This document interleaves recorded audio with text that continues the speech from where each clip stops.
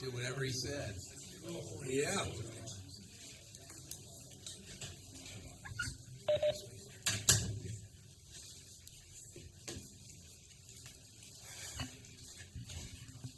We will now resume our meeting and begin the afternoon session with Reggie Keenan, who leads the Healthy Responsible Students Committee. Thank you, Mr. Vice Chair. I'm Reginald King, along with Alan Duncan. Also, Ms. Wendy Hall is involved on our team now to deal with interscholastic athletics department. So, first of all, Mr. Vice Chair, we have on new business, we have interscholastic athletics independent appeal form, the notice of appeal form, and then, of course, we have item number 2, going to be the clean classrooms for Carolina Kids, expansion for clean water for Carolina Kids program. Dr. Harvey will talk about that. And we have one item for action, and Dr. S. will talk about the amendment, which has been before us before. So I'd like to get started right now with Alan Shaker. Thank you. Good afternoon, Mr. Vice Chair, Madam Superintendent, and other board members. How are you? I'm Allison Schaefer. I'm the General Counsel, and I just wanted to update you on a few things about the high school athletic program that we have. We have a document for you, just for your information, but I wanted to just give you an update on where we are because this has been a big project of the state board over the last few years. And again, I'll just take 5 minutes or so, but in November of 2021, if you all will recall, House Bill 91 was enacted to revise that revised some of the requirements for the high school athletic programs, and the legislation required the state board to enter into memoranda of understanding with administering organizations to administer and enforce the law and the state board rules governing high school athletics. The bill required the state board to adopt rules governing eligibility, student health, safety penalties, appeals, administration, and gameplay and membership fees, some of which were permitted to be delegated to the administering organizations. The legislation also called for an appeals process for enforcement of rules that included an independent appeals panel to hear appeals from the administering organizations. In the spring of 2022, we here at the State Board and DPI were working on drafting and shepherding through temporary rules through the rules review process in preparation for the law going into effect in the 2022-23 school year. We entered into two 4-year agreements on behalf of the State Board, one with the North Carolina High School Athletic Association and one with the Carolina Athletic Association for Schools of Choice. We also worked on developing an appeals process and recruiting and appointing independent appeals board members to hear the cases. The appeals members that the State Board named are retired educators who oversaw, before they retired, high school athletic programs or coached. And again, I would emphasize they are independent from the State Board. The State Board is not the hearing body. These independent panels are. So this year, this is the first year of implementing the new rules and implementing the appeals process. So far this year, we've heard 11. We've had 11 requests for appeals. It's more than we thought we would get. About twice, we had heard from the High School Athletic Association. They usually had about 5 or 6 a year, so we're double that already, and we're not to the end of the year yet. 3 were resolved by agreement prior to the hearing between the Athletic Association and the member schools, and 8 have gone to hearing and have been resolved by the Independent Appeals Board. We also went through this year already the permanent rulemaking process for the temporary rule that was adopted last spring. And on March 16, that rule was passed as a permanent rule. It's basically the same as the temporary rule with some changes to make the Rules Review Commission satisfied that it met their criteria. It's been a learning year, and we are working to improve the process always. We are working to understand where the rules need to be augmented and changed and revised, and also to make the appeals process as efficient and effective as possible. One example is the appeals form that is in your materials. We found we needed a standardized process and information that we weren't getting always when we had an appeal requested. So that was just kind of to let you know we are working together with the High School Athletic Association and the other organization, the Schools of Choice organization, to to develop materials that will help this be a smoother process, and we're also revisiting the appeals hearing format. Going forward, that's to today. Going forward, we have processes in place to revisit and revise our rule and add eligibility rules, and we have a process in place that is working toward that. The General Assembly has asked us to make sure that we put our eligibility rules into permanent rule as a state board. So right now we have a group of folks that are working on that, some from the state board. There's a meeting on the 12th of April with the High School Athletic Association folks to get their input about why their rules have been adopted and which ones of them are important and why, so that we can, you all as a board can evaluate what you want to adopt with information. We've also consulted with staff, Ellen Essick and her staff, gotten input from them, and we will ask for input from the other association and from the state board members, and obviously from the DPI folks. So we're collecting information. Ryan Collins, who works with me, is working on putting together information for this April 12 meeting that will allow us to understand from the High School Athletic Association what their reasons are for the rules, and then we're looking to coming back to you with some recommendations about additional rules by the end of this month, or no later than the end of May. So I wanted to share that with you. We also need to work on some adding additional appeals panels members. We have been working the ones we have very hard, and we need to have more people on that board. So we will be bringing those back before you too. But I just wanted to preview for you that the General Assembly has asked us to work on eligibility rules, and we are doing that. And we wanted you to be aware of where we are and what is coming. Will be coming before you soon. Mr. Keenan, that's all I have. Questions or comments, anyone? Thank you, Allison. Thank you. And next we have Dr. Harvey, please. Good afternoon, everyone. Good afternoon.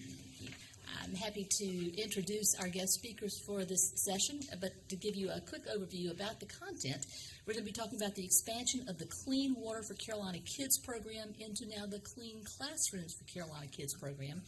This initiative is a result of legislation that directed federal funds for the use of testing water in preschools throughout the state.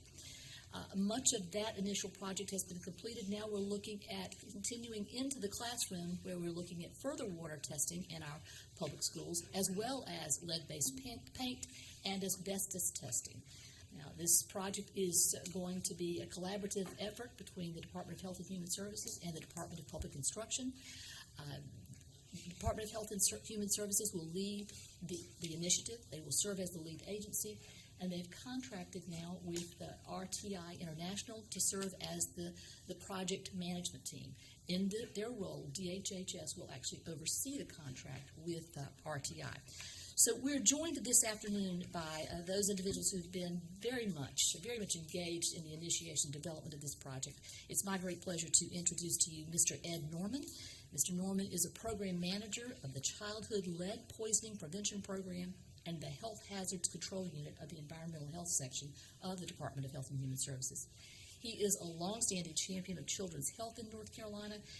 Ed and his team will oversee contract administration, assistance to our counties, which ultimately will extend to our school districts, and reimbursement of asbestos and lead-based paint hazard mitigation. He's joined today by Jennifer Redmond. Ms. Redmond is the Director of the Environmental Health and Water Quality Program at RTI International. In this role, she serves to ideate, to develop, and to lead multidisciplinary community-engaged research projects, including she served as the lead person for the Clean Water for Carolina Kids initiative, which, of course, is the initiative that's being expanded. So, Ed and Jennifer, welcome to the Department of Public Instruction. Welcome to the State Board of Education. Thank you again for your leadership and experience as we work together to bring about this project. Thank you, Lynn. As Lynn mentioned, this is an expansion of an ongoing project. We've been working in collaboration with RTI for about four to 5 years now. We have just recently completed testing of every licensed child care facility in the state, more than 4,500. and without much in terms of, negative fallout or anything like that. We tested every drinking water faucet and every kitchen tap, and we're happy to say that with this new funding, which is ARPA funding, it's from the American Rescue Plan Act. It was an appropriation from the budget bill in 2021, Session Law 180, $150 million to take what we did. They even asked us to use the similar model as we could, and Jennifer's going to explain how that works.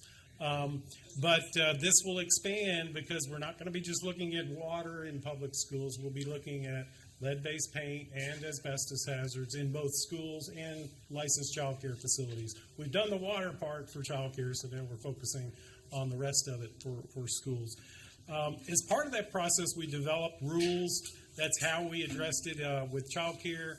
And that happened, I guess, almost 3.5 years ago now, where we did require, the Commission for Public Health required all child care facilities to test. That was without any additional legislation or anything like that. But with the new session law, that requires in the statute that all public schools be involved and be tested, the water at all the drinking water outlets and kitchen facilities, as well as for lead paint and asbestos. So that's the basis of what we're doing. And we adopted rules to implement that, which just took effect April 1. We had temporary rules leading up to that, which we were working under. But we haven't started any of the rollout yet. I hope Jennifer can give a bit of an update as to when all that could be expected to start, because the contract with RTI for this expanded project was executed yesterday. So we're at the very beginning of this new project, not in terms of planning or anything like that, but in terms of actual partnership. We expect to be testing, upwards of 3,100 public and charter schools, as well as for the other. There's 5,700 licensed child care facilities, a lot more of them, but a lot fewer drinking water faucets and a lot fewer space and buildings that would need to be inspected for lead paint or for asbestos. And I think I'm going to turn it over at this point to Jennifer to go through the actual rollout and the process, the online process for how this is going to get started for public schools. Thank you all. It's good to be here today.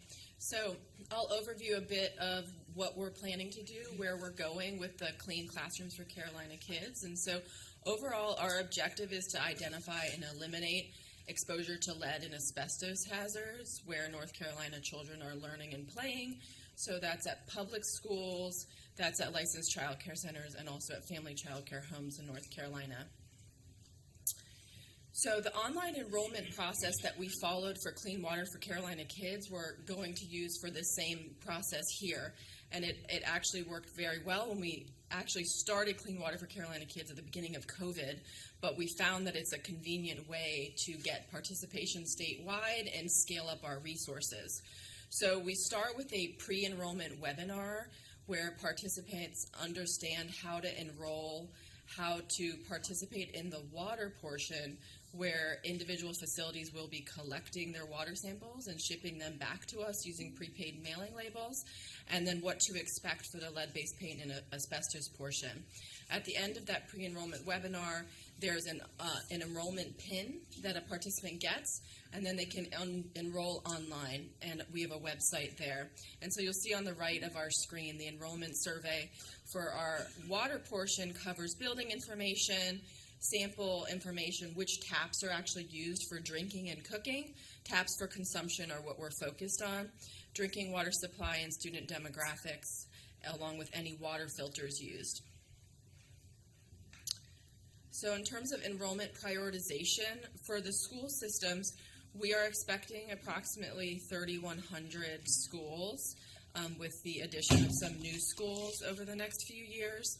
And so we've put these schools into priority phases based on the priority metrics listed, which include being an elementary school counting as a priority metric because younger children are more susceptible to the effects of lead and asbestos exposure, as well as students that are on free and reduced lunch.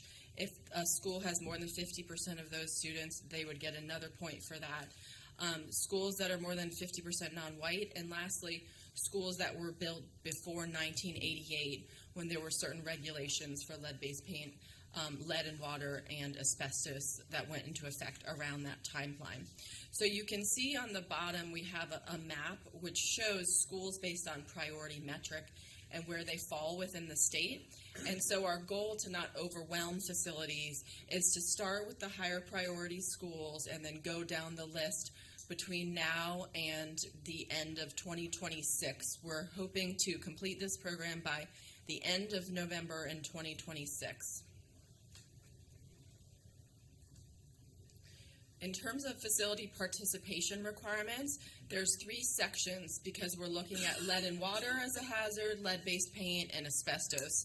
So for lead and water, this is the part where we're using participatory science. So facilities get to choose who they would like to actually collect the water samples, but each school system will actually complete training on how to properly collect it and ship it back to us. For lead-based paint and asbestos, accredited and certified inspectors and assessors are needed, so that's not how the process will work. For water, when we find lead at a tap above the state hazard level, we will restrict access to those taps, and mitigation actually will be provided for those taps using either a faucet fixture replacement and or a filter. And then the tests will be available online on our existing public mapper. For lead-based paint, facilities will be able to provide a report that has a previous assessment or verifies that they don't have lead-based paint. If needed, there will be an on-site assessment by a certified risk assessor, and we will work with the facility to restrict access to or abate the identified hazard.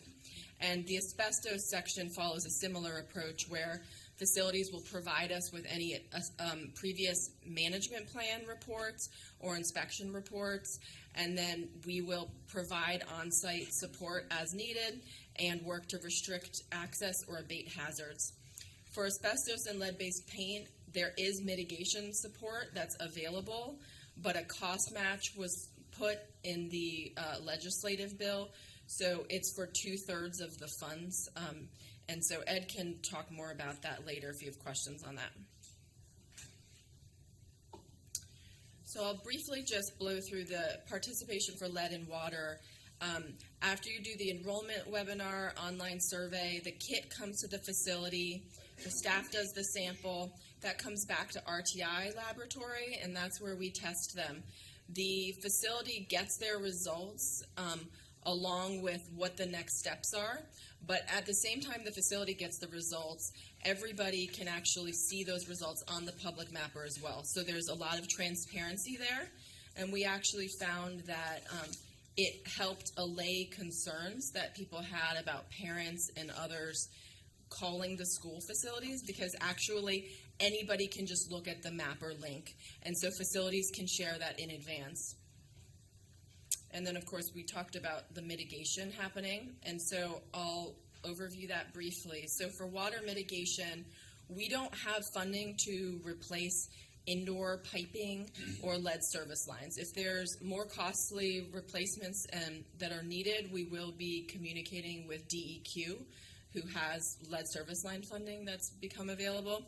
What we're planning on doing is discontinuing taps that are above the state hazard level, doing follow-up testing for very high levels when needed.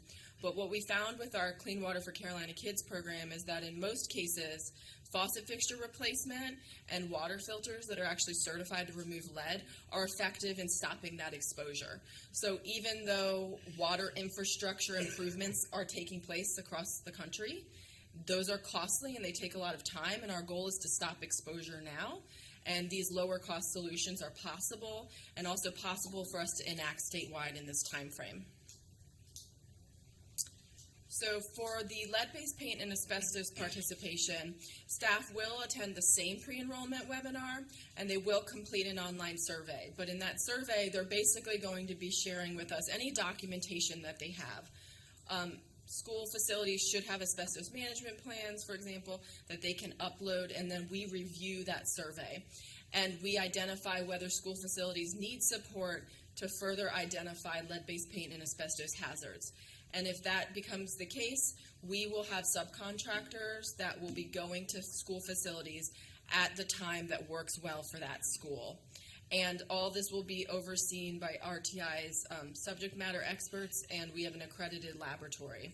So we'll be working to analyze any samples that are completed at school facilities where they find potentially lead-based paint or asbestos, either RTI labs or a subcontract lab, and then following the similar approach for sharing that with the school, also on the public mapper, and the facility does get to choose whether to restrict the hazard, so not allow students to go in that area, or whether they do want to proceed with abatement and request reimbursement from the state for abatement in these cases.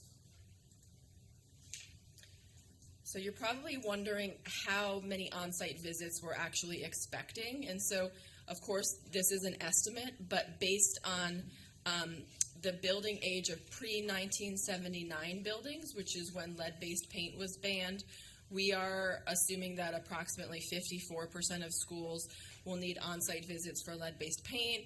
And on the bottom table, pre-1989 is the number, the date we're kind of using for asbestos, and we're assuming approximately 59% of schools will require on-site visits for asbestos. Now for water, only on-site visits will occur to perform the actual mitigation of the taps, and in those cases, local health departments will do follow-up sampling to make sure that the mitigation was effective.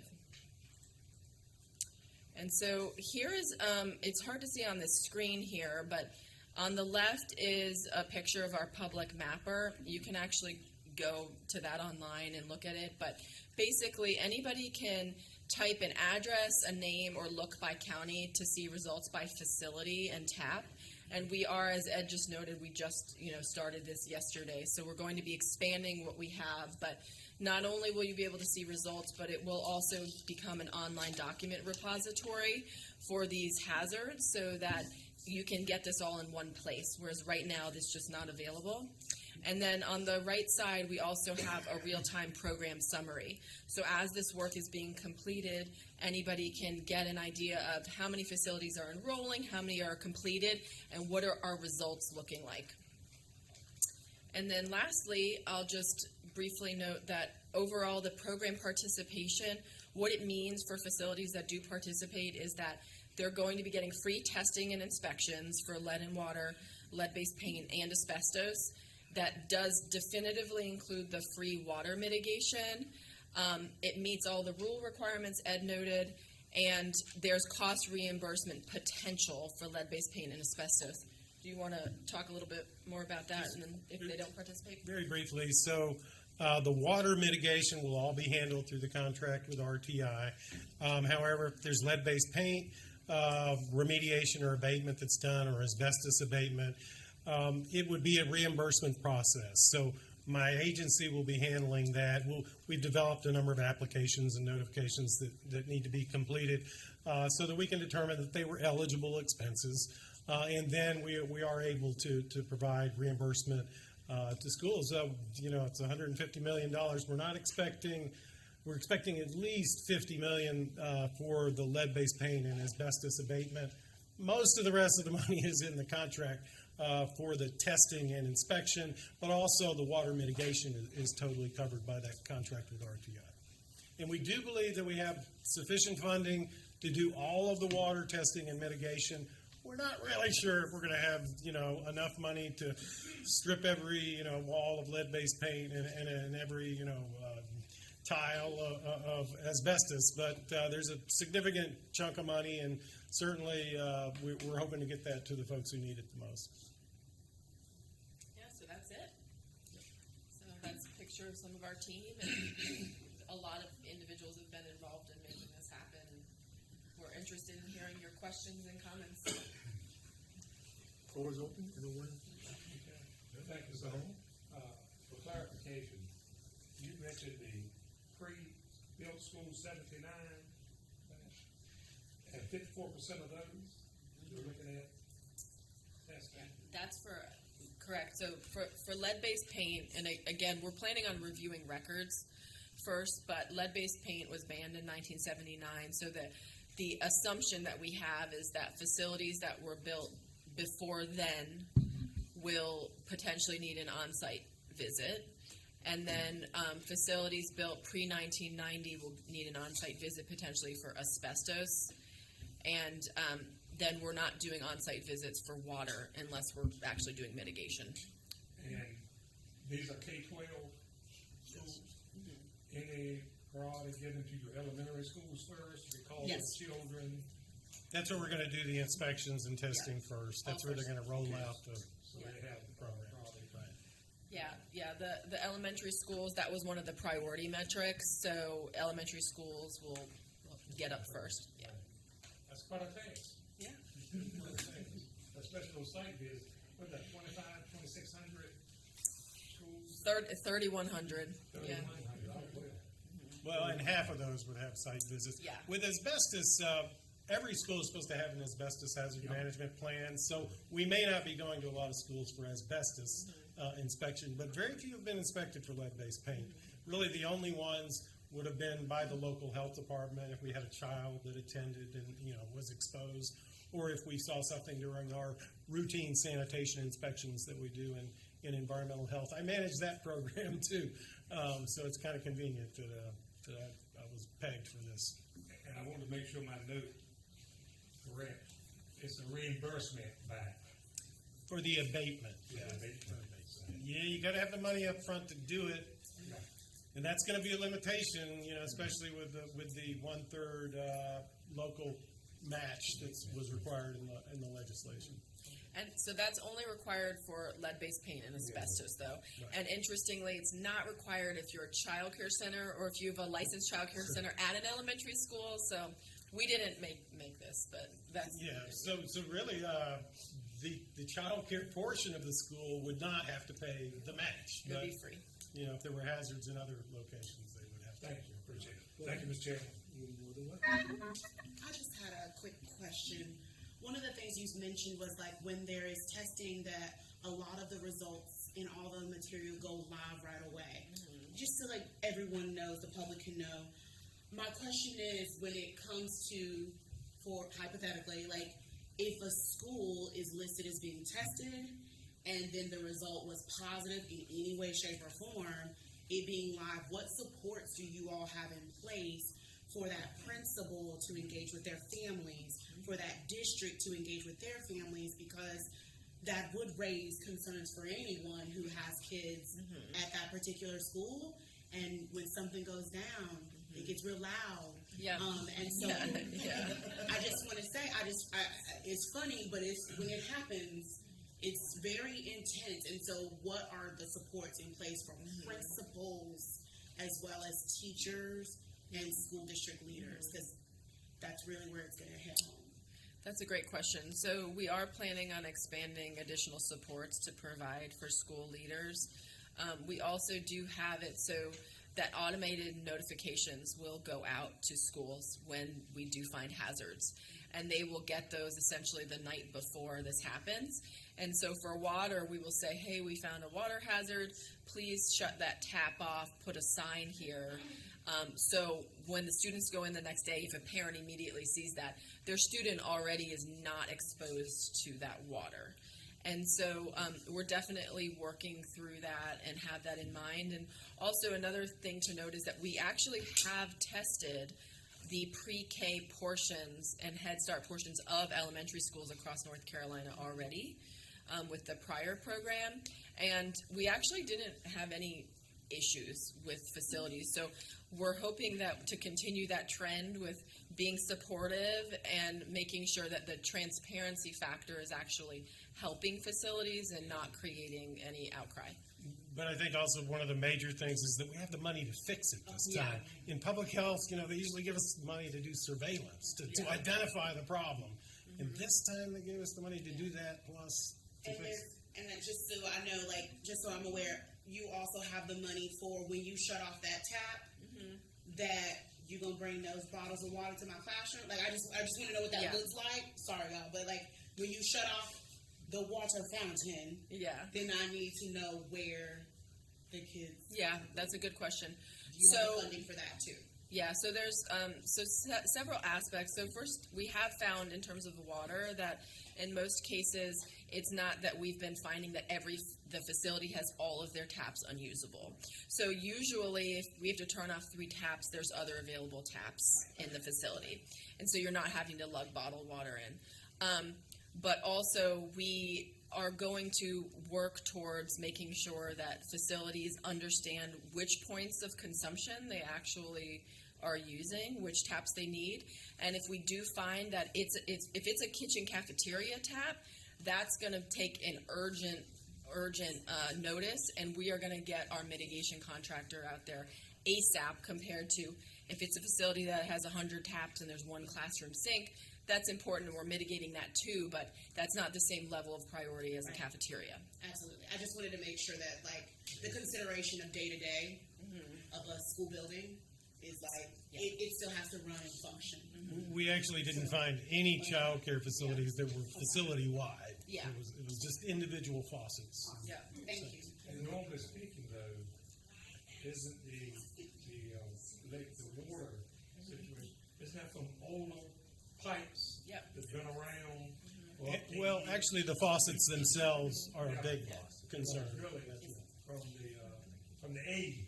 Yep, you're correct. I mean, we're fortunate in North Carolina in that a lot of our issues we've identified are within the faucet fixtures, so replacing those can actually help, whereas some other areas have more problematic issues with the actual plumbing and piping, so you replace the fixtures, it's still not great.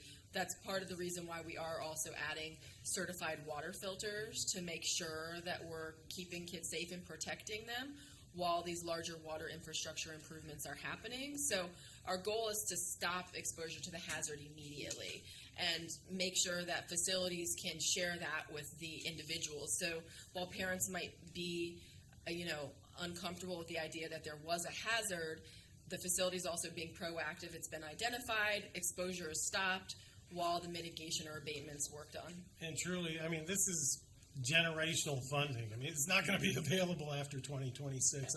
I don't anticipate, they're going to expand ARPA again to refund this, but it is an opportunity that we don't want to miss out on.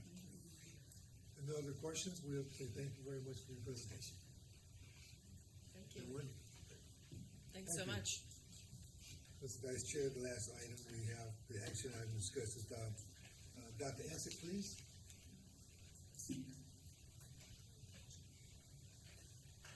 The policy amendment.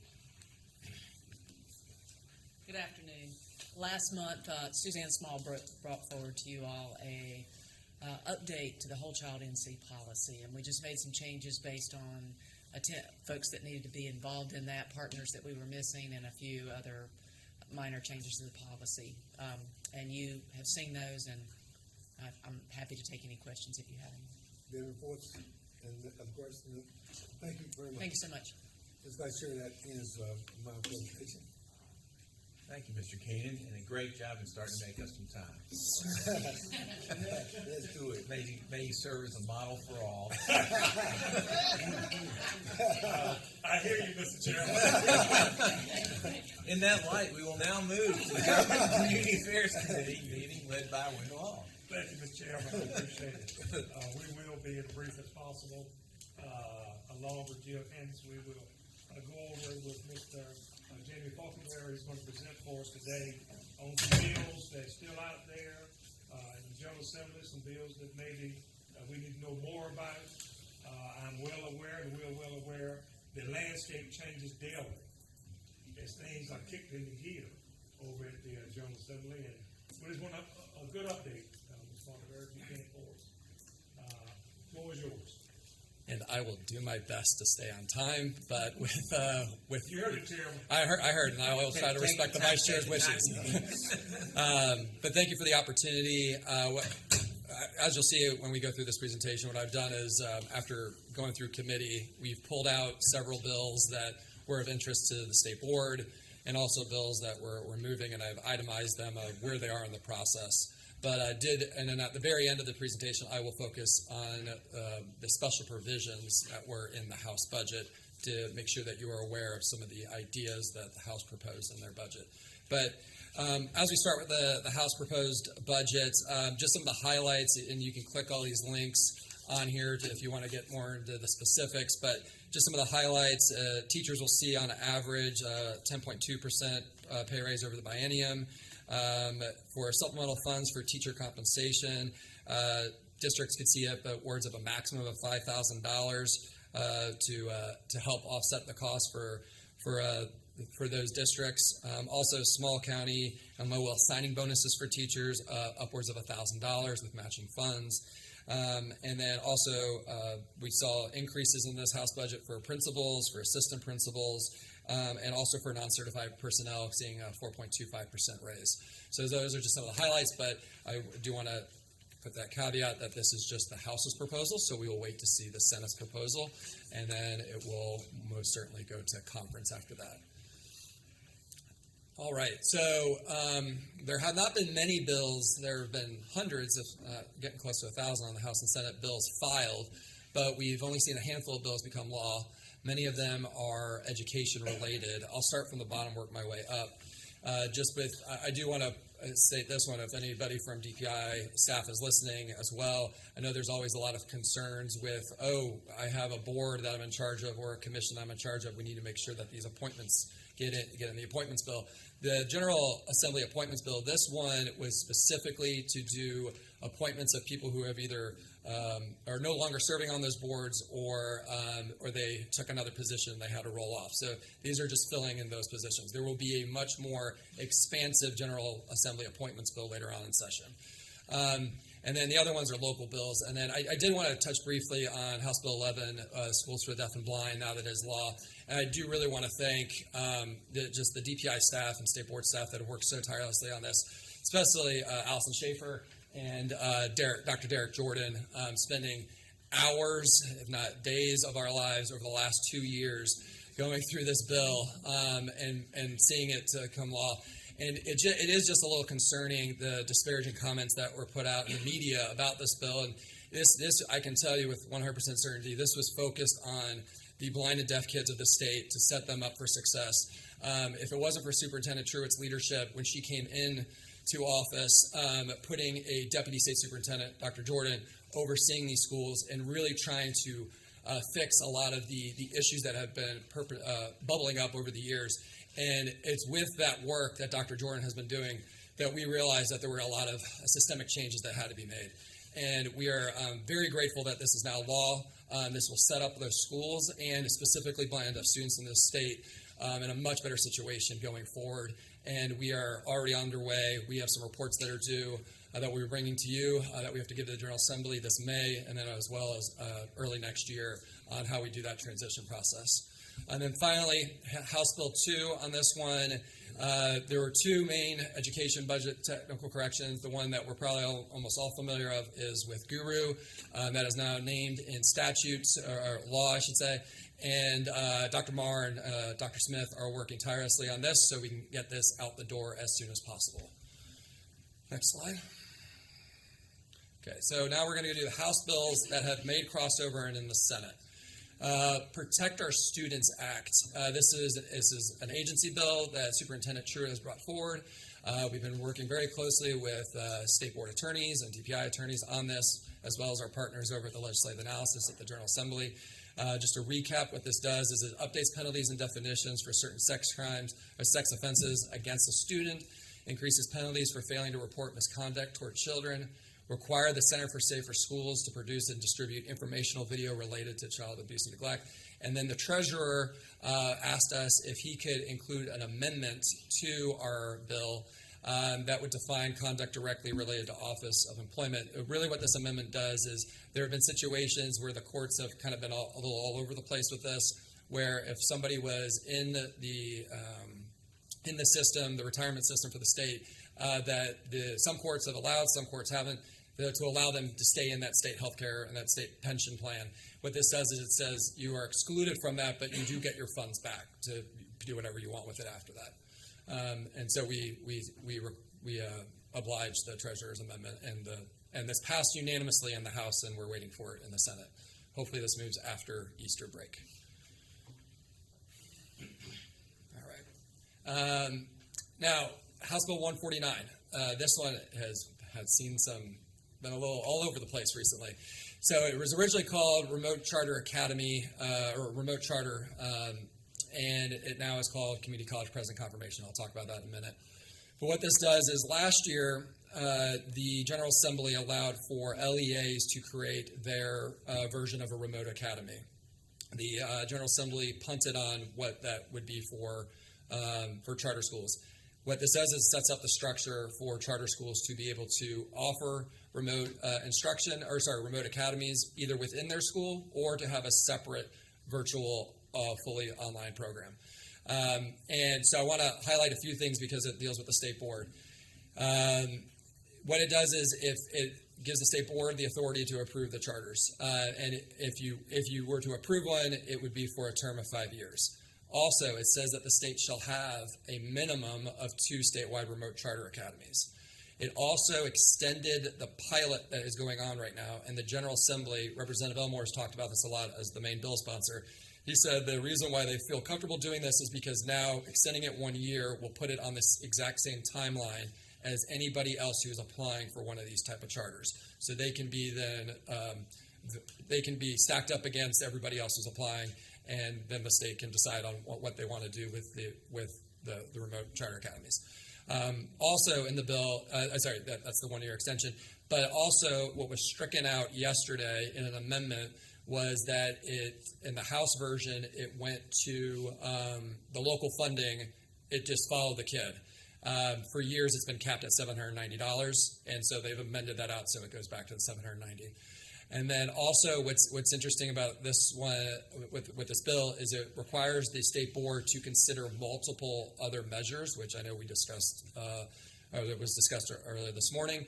And not only are you supposed to base your decision on the school performance grades, but also retention rates, attendance rates, and high school completion and dropout rates. Because of the transient nature of these schools, the General Assembly feels that all those factors should be lumped in there because we've met with many of these students and they're like, I used it for 6 months and then I was able to get over my illness and I went back to school. Or I was being bullied and I knew that maybe once I went to a new middle school I'd be able to. So the transient nature of these schools, that's why they included this criteria.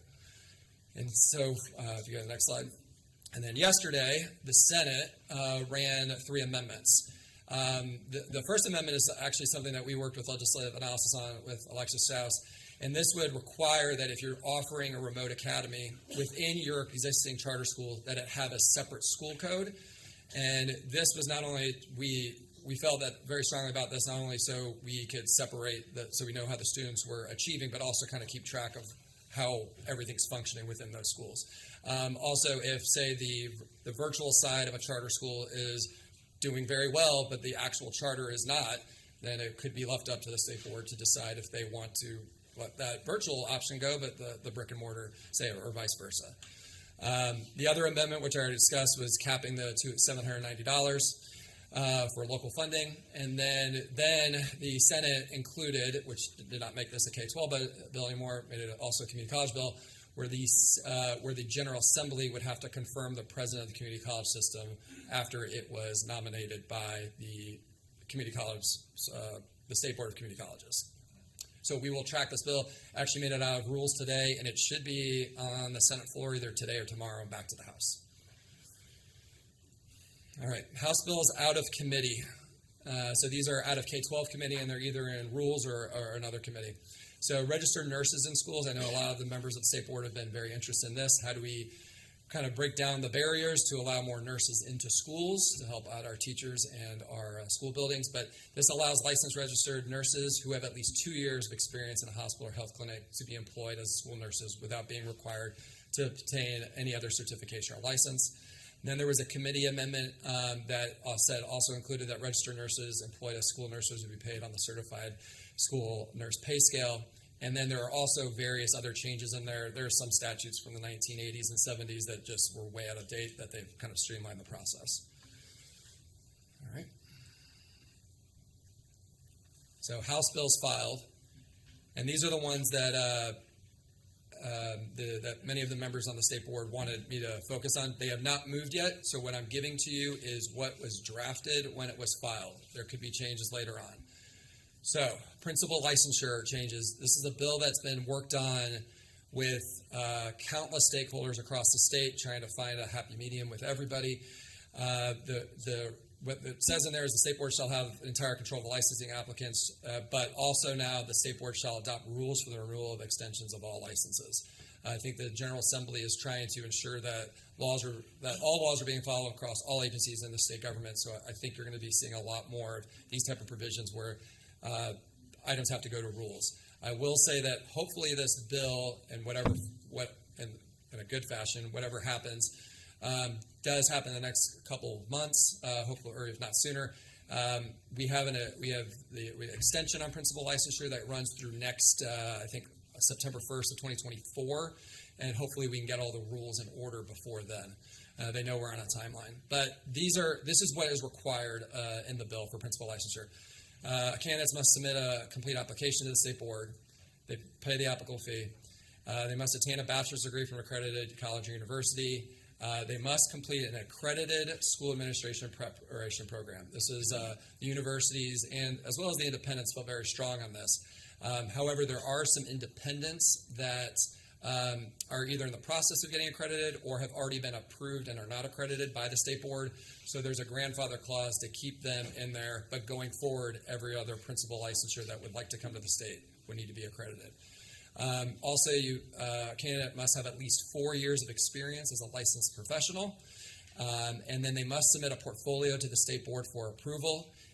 How the law is set up is that it would technically go, or not technically, it will go to Pepsi for recommendations and then come to the state board for tweaks or approval. So you would have that control over that.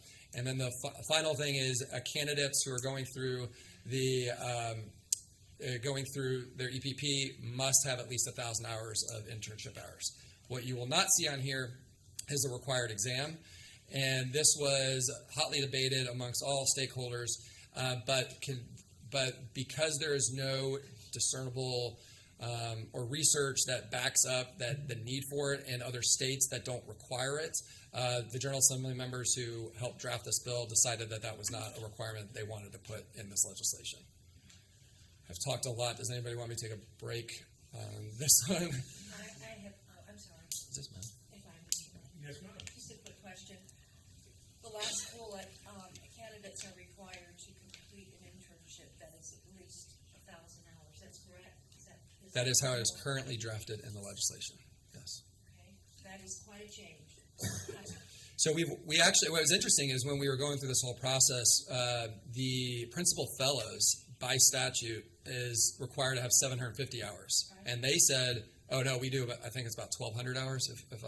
They go, oh, we go well above that because we feel that our candidates should have at least 1,000 hours. It varies across each state. We've looked at it. Some states leave it up to the EPPs to decide, but most, from what we can find, full-time programs, even a lot of part-time programs, have at least 750 hours ish. Right. Let me just make another point about that. I tend to agree with this, but I come at this from someone who's boots on the ground on the other programs. This will have to be, I don't know where this is going to be worked out, but your part-time MSA programs are about 500 hours in an internship. 350. Yeah, we've talked to the independents about 350 to 500. Yep. We do 500 in our part-time. A minimum. It's a minimum. It can go over. Usually, it does go over 500 by the end of the full-time internship year. It's sometimes approaching 1,000 hours.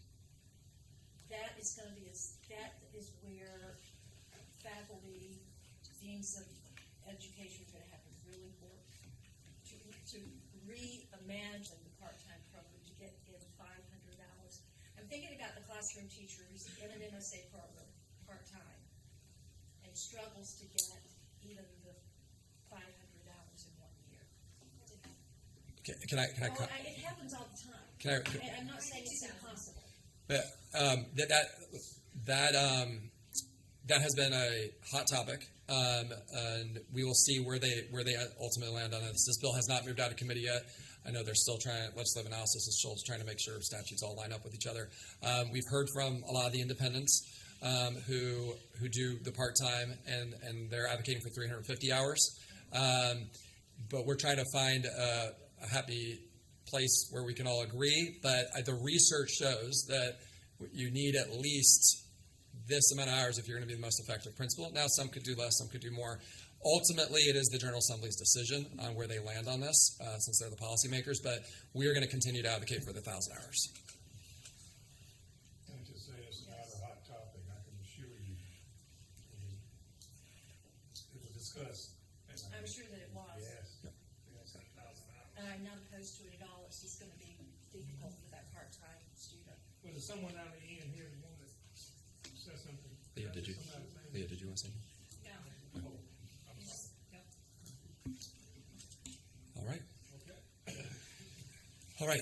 Another bill that has not moved, but I know the State Board would really like to go over this one, and is the Charter Omnibus Bill. I know we've been hearing a lot from districts about this one. I'll just go through each part, and then if we have any conversation after that, I'll stop. First one, part one of it is clarify requirements of charter application and renewal.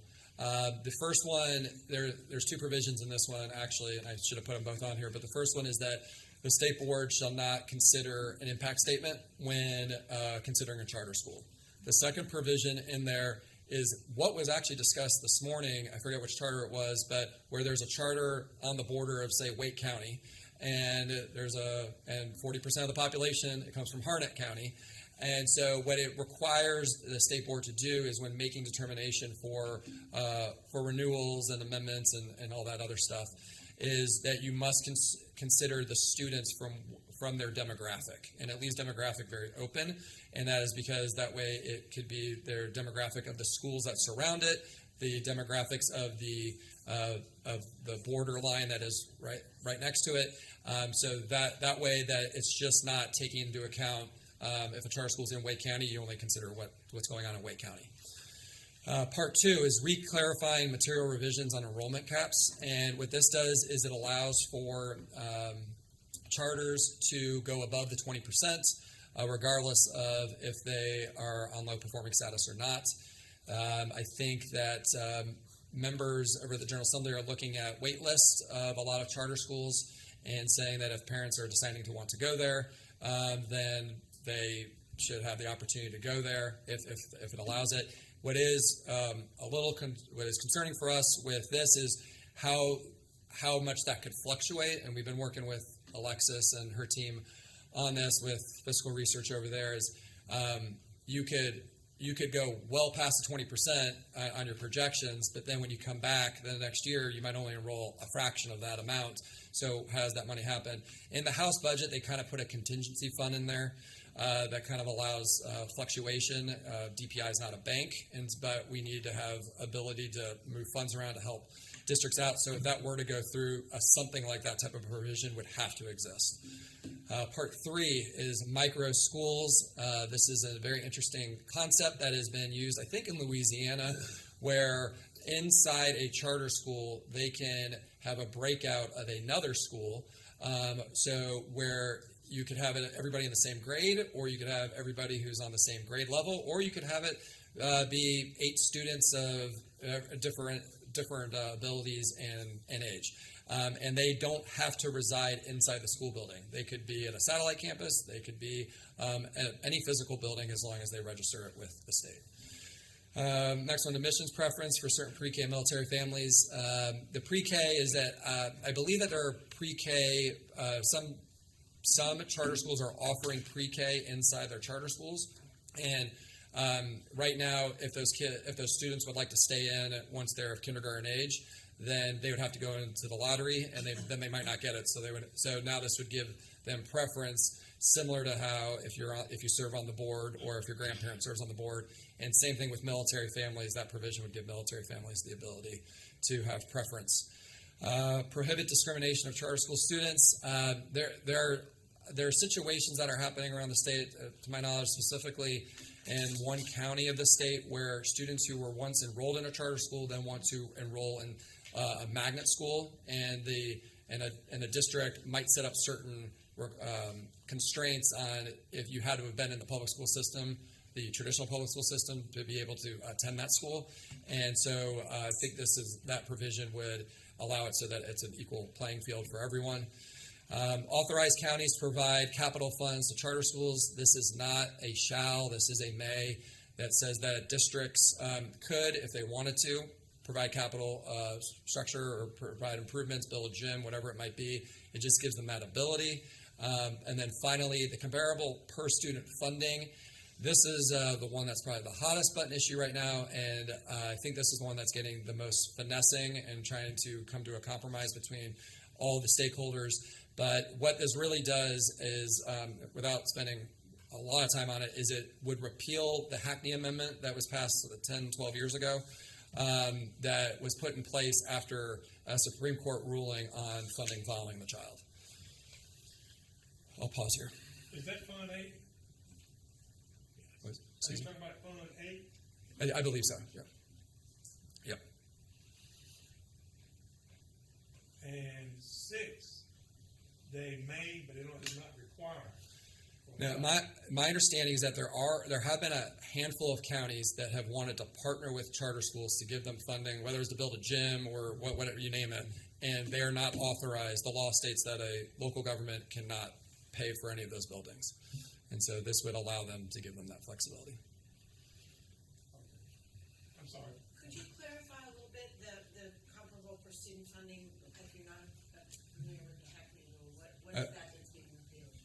Okay, I'm going to try to do my best with this, and I might have a smarter person come up here and do this for me. But how it is written right now, it is very vague. And I think that's what's a little concerning right now, is what is actually happening. How it is written is, if there is a grant or if there's any local funding that is attached to a child in an LEA school, that if a student in a charter school was in that LEA, that funding must also go to the charter school. The issues that we really run into, and we've expressed this with the charter community and others and members over there, and I think this is why this bill has been kind of sitting there to get worked out. What's concerning is like federal grants.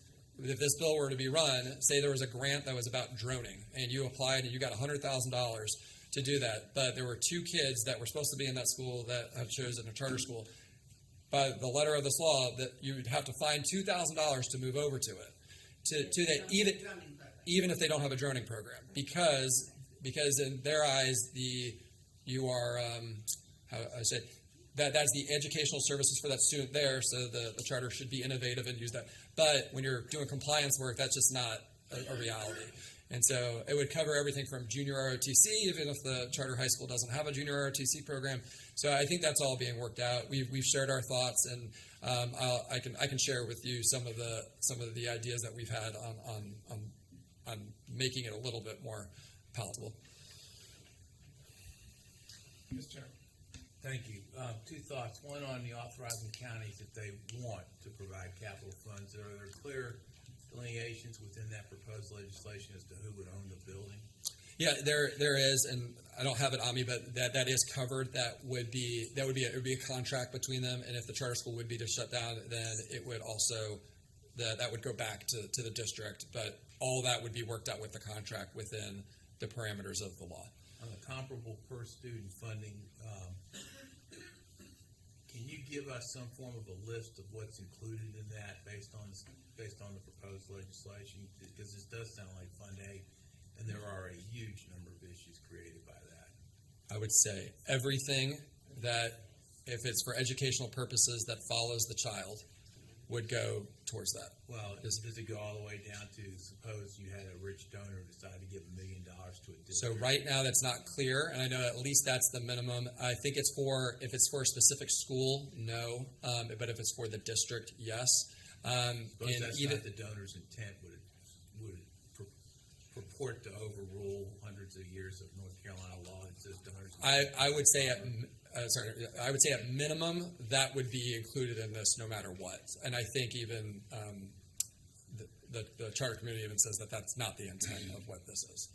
But anything that any educational purpose fund that follows through the district would then have to, a percentage of that would have to go to a charter school. So a county such as mine, who, for example, has multiple ROTC programs, probably up to 8 or 10, all the ROTC money would go to charter schools in proportion, even though they don't have ROTC programs. To be used for something that the charter school would want to do, yes. I hope people understand why local superintendents are quite upset about this legislation. And I think that's why this bill has not moved. I do think that the General Assembly members want to get this right, and I don't think they're going to move this bill until that is all hammered out. The other issue that's come up before is for example, admissions for athletic events at the local high school. Is that allegedly included as well in this bill? It's a little vague right now, but that would also be, I would hope, would be included in the amendment or a PCS. What do you mean by hopefully be included? I would assume very strongly that would be included in there. That it would be excluded from. Thank you. Yes, a provision to protect that would be included. Yes, yes. I can say this, that number 7 there will be a hard pill to swallow. That's District-wide. It's going to be a hard pill to swallow. If it comes along. Well, If that's 1/8. it was an attempt to, it was an attempt to do this about 10 years ago, and it was rightfully reconsidered. But I hope that it is in fact reconsidered, because that's not equity, that's inequity. Sarah? Yes, sir. What about the couple of things, the building rentals, renting a building and part of the money being going to charter schools, or sales tax reimbursements on monies that the traditional school system, any of those, or Yeah, that's already covered under law. I think there was a law last year that's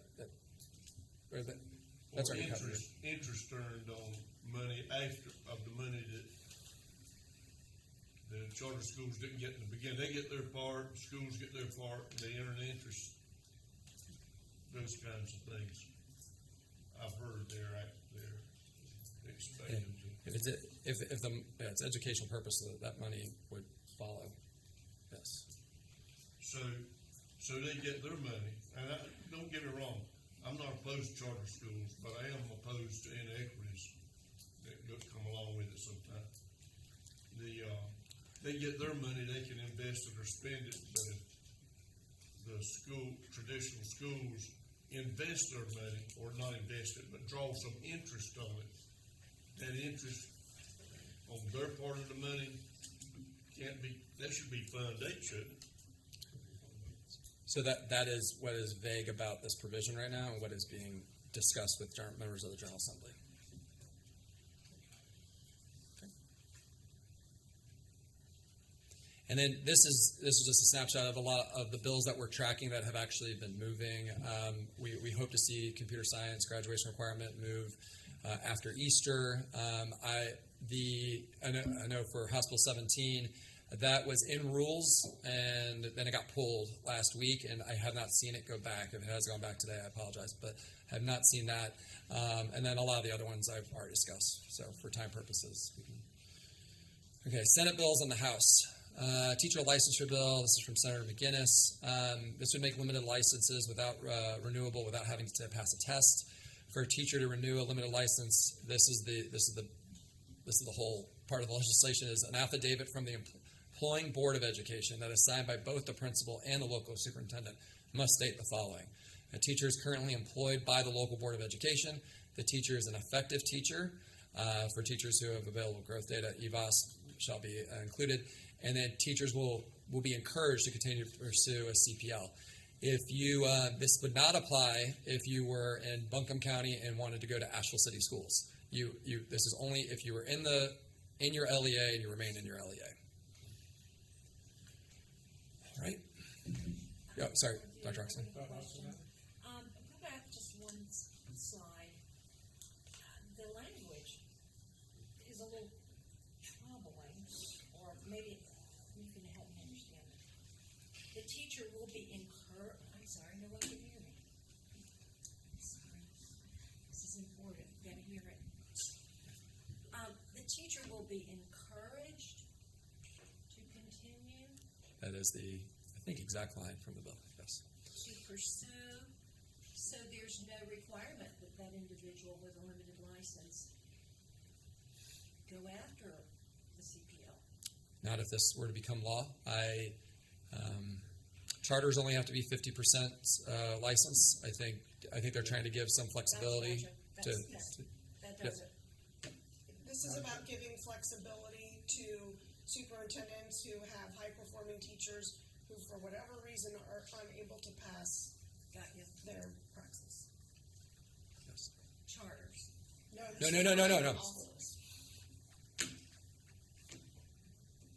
So we hear frequently from people, especially music teachers, art teachers, math teachers, who are not able to pass the praxis. And those folks get to a point where they've exhausted all their options, and the district is going to lose that teacher. And this would give the superintendent, the principal, and the local board of education an opportunity to vouch for that teacher and say, this is a high-quality teacher, and the fact that she can't pass this exam should not prevent her from being a teacher of record. So does that also make the limited license indefinite? I mean, could that be a continuing situation to continue to apply for the? Right now, I think there's the teacher can seek the limited one time. So this removes that one time. Yes. Event. Yes. Which I must say, as being a former HR person, something we've been asking for, I know, 15, 20 years ago. We've had to let teachers go who were great people, but they couldn't pass the test. Especially, the case I'm familiar with is automotive mechanic teacher. Great, absolutely great, but not able to pass the test. We had to shut the whole program down because of that. Yes, sir. Okay. All right. Yeah, sure thing. All right, career development plans. It's another bill that Superintendent Truitt has been championing over across the mall. This has already made it over from the Senate to the House, and it will require middle school students to complete a career development plan in 7th grade, and then they would have to at least revisit it once by their 10th grade. We're hoping that this is a yearly thing, if not a monthly thing, that they go up and update and really track it. And I'll just say that this has been one of those bills that there is so much cross-sector support for that it's great when we can all get behind something like this to help benefit our students. Is there any, by any chance, some funds that would support the necessary folks in these schools to help these students do this work? Yes. So similarly, not in this bill, we actually removed the funding out because if we had the funding in there, then we'd have to wait for the budget. So our plan is, and I feel fairly confident that we will get the $300,000 to create the app and the back end stuff. We've been working with Trey Michael and Christy Van Auken on this. But we want to get the policy in place because the pilot actually for this starts next year, and then it will be for the entire state for the 25-26 school year. Yes. I was thinking in terms of counselors as well. I mean, there's some human touch, not just an app.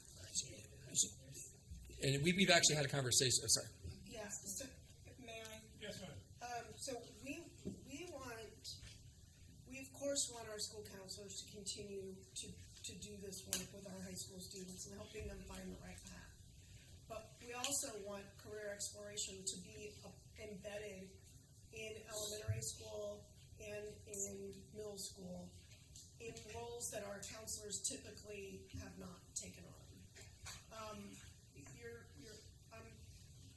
You're going to hear in a future superintendent's presentation. I went to an elementary school in Monroe, or in Union County last week, that had a career fair for elementary school students. And it was like nothing I had ever seen before. And while our elementary students are not going to be responsible for creating a career development plan, this was so much bigger than what we might think of a counselor, a school counselor's job in terms of career development. I think where we want the counselors to really be involved is in making sure that if the student wants to pursue a pathway that doesn't involve applying for a 4-year residential college degree, that the counselors understand what those alternative pathways are. I would argue that still would require more counselors, because I think we're really short of counselors in an awful lot of our high schools. Yeah, if we look at the ratios, that's true. But because we're already asking for the nurses, $100 million for nurses, we're not gonna ask for more counselors right now. I think down the road, if we need it, I think we're going to do this without. Well, what we want are the career development. We have people who are specific to this work, and we need more of them. And those are the career development coordinators, and that's very specific to this work. So in my district, we have a career development coordinator who does that work. Now, we're a small district. One person can do that in a district our size. In a larger district, that's not a one-person job. Yeah, so maybe we don't need counselors, we need career development. That person is more making adults who $60. can help support that work as well. Yes. Okay, Mr. Chairman. So on this bill, and I think it's an important bill, there's sort of been a pendulum swing at different times, where at some point we were very focused on CTE. The pendulum swung back where we were very focused on going to college and less focused on CTE and offered less opportunities. And it seems to me we've always had trouble getting the pendulum in the center. We've sort of swung one way or another at different times. And so I'm trusting that the intent of this bill is to try to get things in the center, Yes. as opposed to,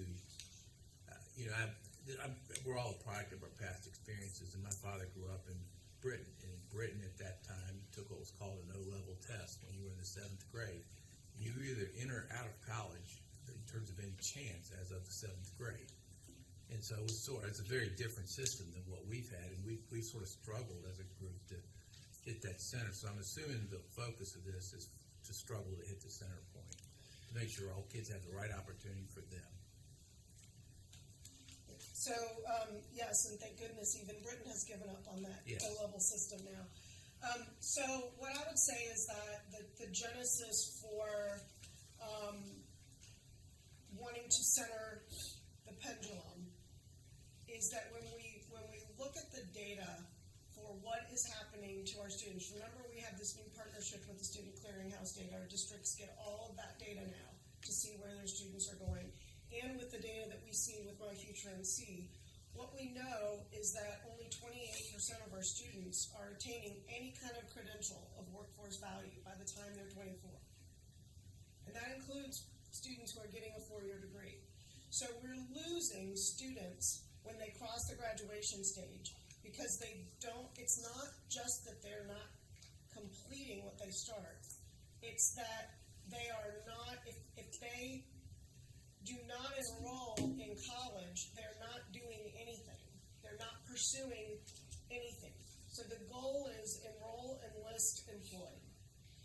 And we know that very high numbers of students, sophomore year of high school, express intent to pursue a post-secondary degree, either 2 or 4 years. But the truth is that only about a third of the students who say that's what they're going to do are actually able to execute on that plan.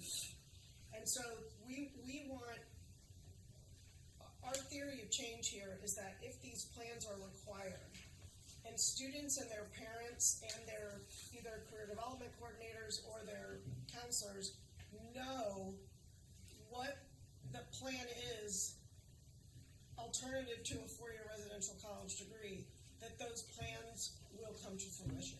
We just have too many students crossing the graduation stage with no plans for after high school. So, it sounds to me like with these plans starting so early, if you know that you don't want to pursue a 2-year, 4-year degree, and you know you want to get some type of certification, you can maximize your time with internships and job shadowings, so you're not wasting your time trying to figure out what you want to be. When the only option that's been pushed to us for years is going to a 4-year university. So I think it's really awesome that these ideas will be explored earlier and earlier. So I think it'll just help people, like I said, maximize their time and hopefully get on the path from the beginning. Thank you, Ms. Simo, for that terrific insight. No problem. Okay. Anyone else? Awesome. All right, here are other Senate bills that have made it, or either made it over, crossover, or on their way. I've highlighted the ones that I'm going to focus on. The first one is Senate Bill 52. This is, for all intents and purposes, the high school athletics bill. I believe we've been working with Allison and her staff on this, and just working through a lot of, since it's a new process, working with the High School Athletic Association and working with the state board, and hopefully we'll see some tweaks down the road. And I think the General Assembly is kind of just leaving this bill there so that they can decide what they want to do before session ends if they want to do anything. Senate Bill, the charter approval process, I can't read it from back here, 222. I was asked to go through all the charter bills that have been filed. This one here was filed in the Senate that would, for all intents and purposes, require the state board to administer a charter if a charter applicant hits certain criteria. And so there would be no wiggle room in the law. This bill has not moved yet. If it does move, I will 100% keep you all abreast of the situation. But there's certain criteria of if there's a wait list and they're financially solvent and they can have a track record of, and maybe in other states I think is what's in there, they shall receive a charter.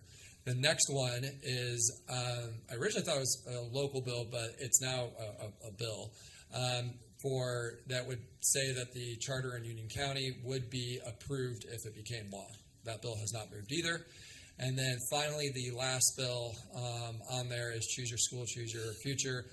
This is the Senate's version of a House bill that was done basically expanding opportunity scholarships so that the economic threshold is much higher than it used to be, but the amount of money you would receive is kind of on a sliding scale. All right, any questions on those?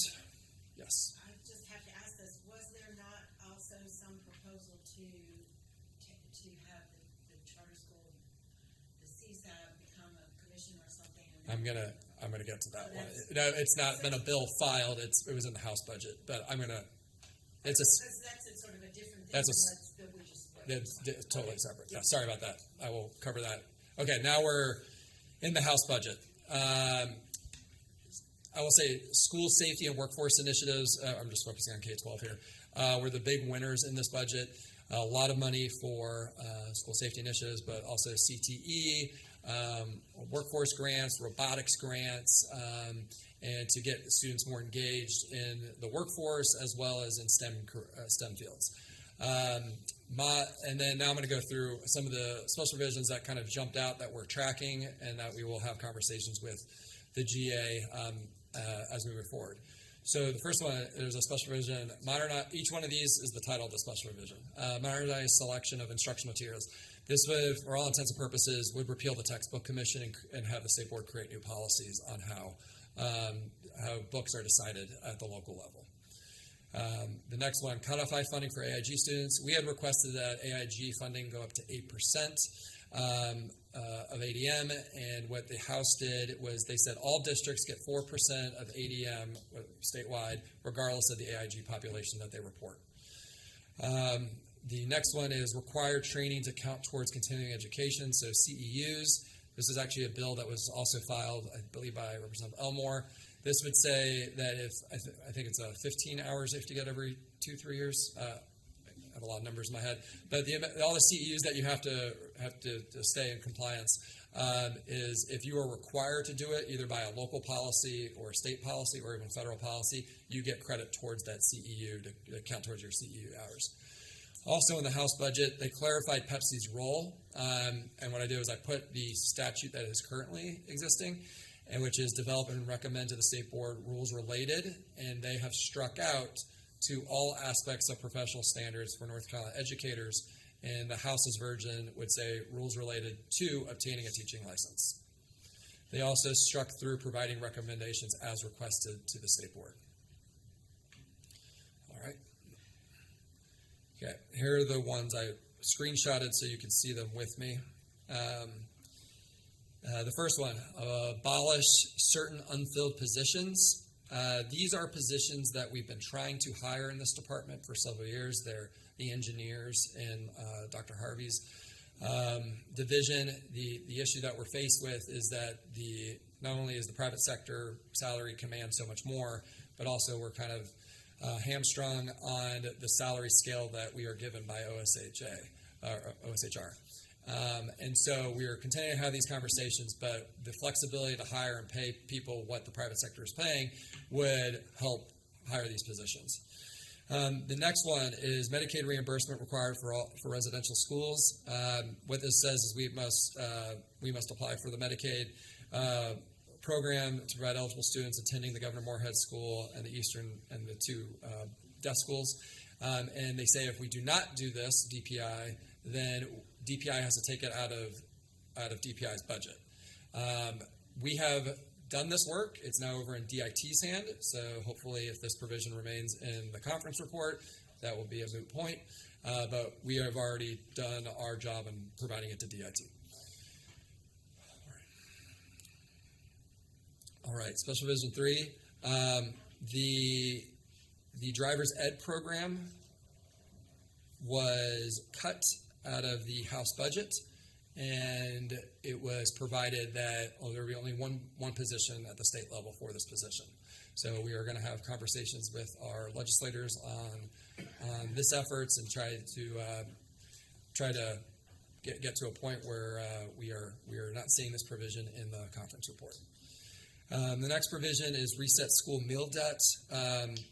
On the surface, this does sound like a very admirable provision in here to provide $7.8 million to give to districts to erase basically the meal debt at the local level, but these are local decisions. Also, talking with the team here, this does put kind of a bad precedent with telling people that they don't have to pay their bills and don't worry, the government's going to pay it off for you.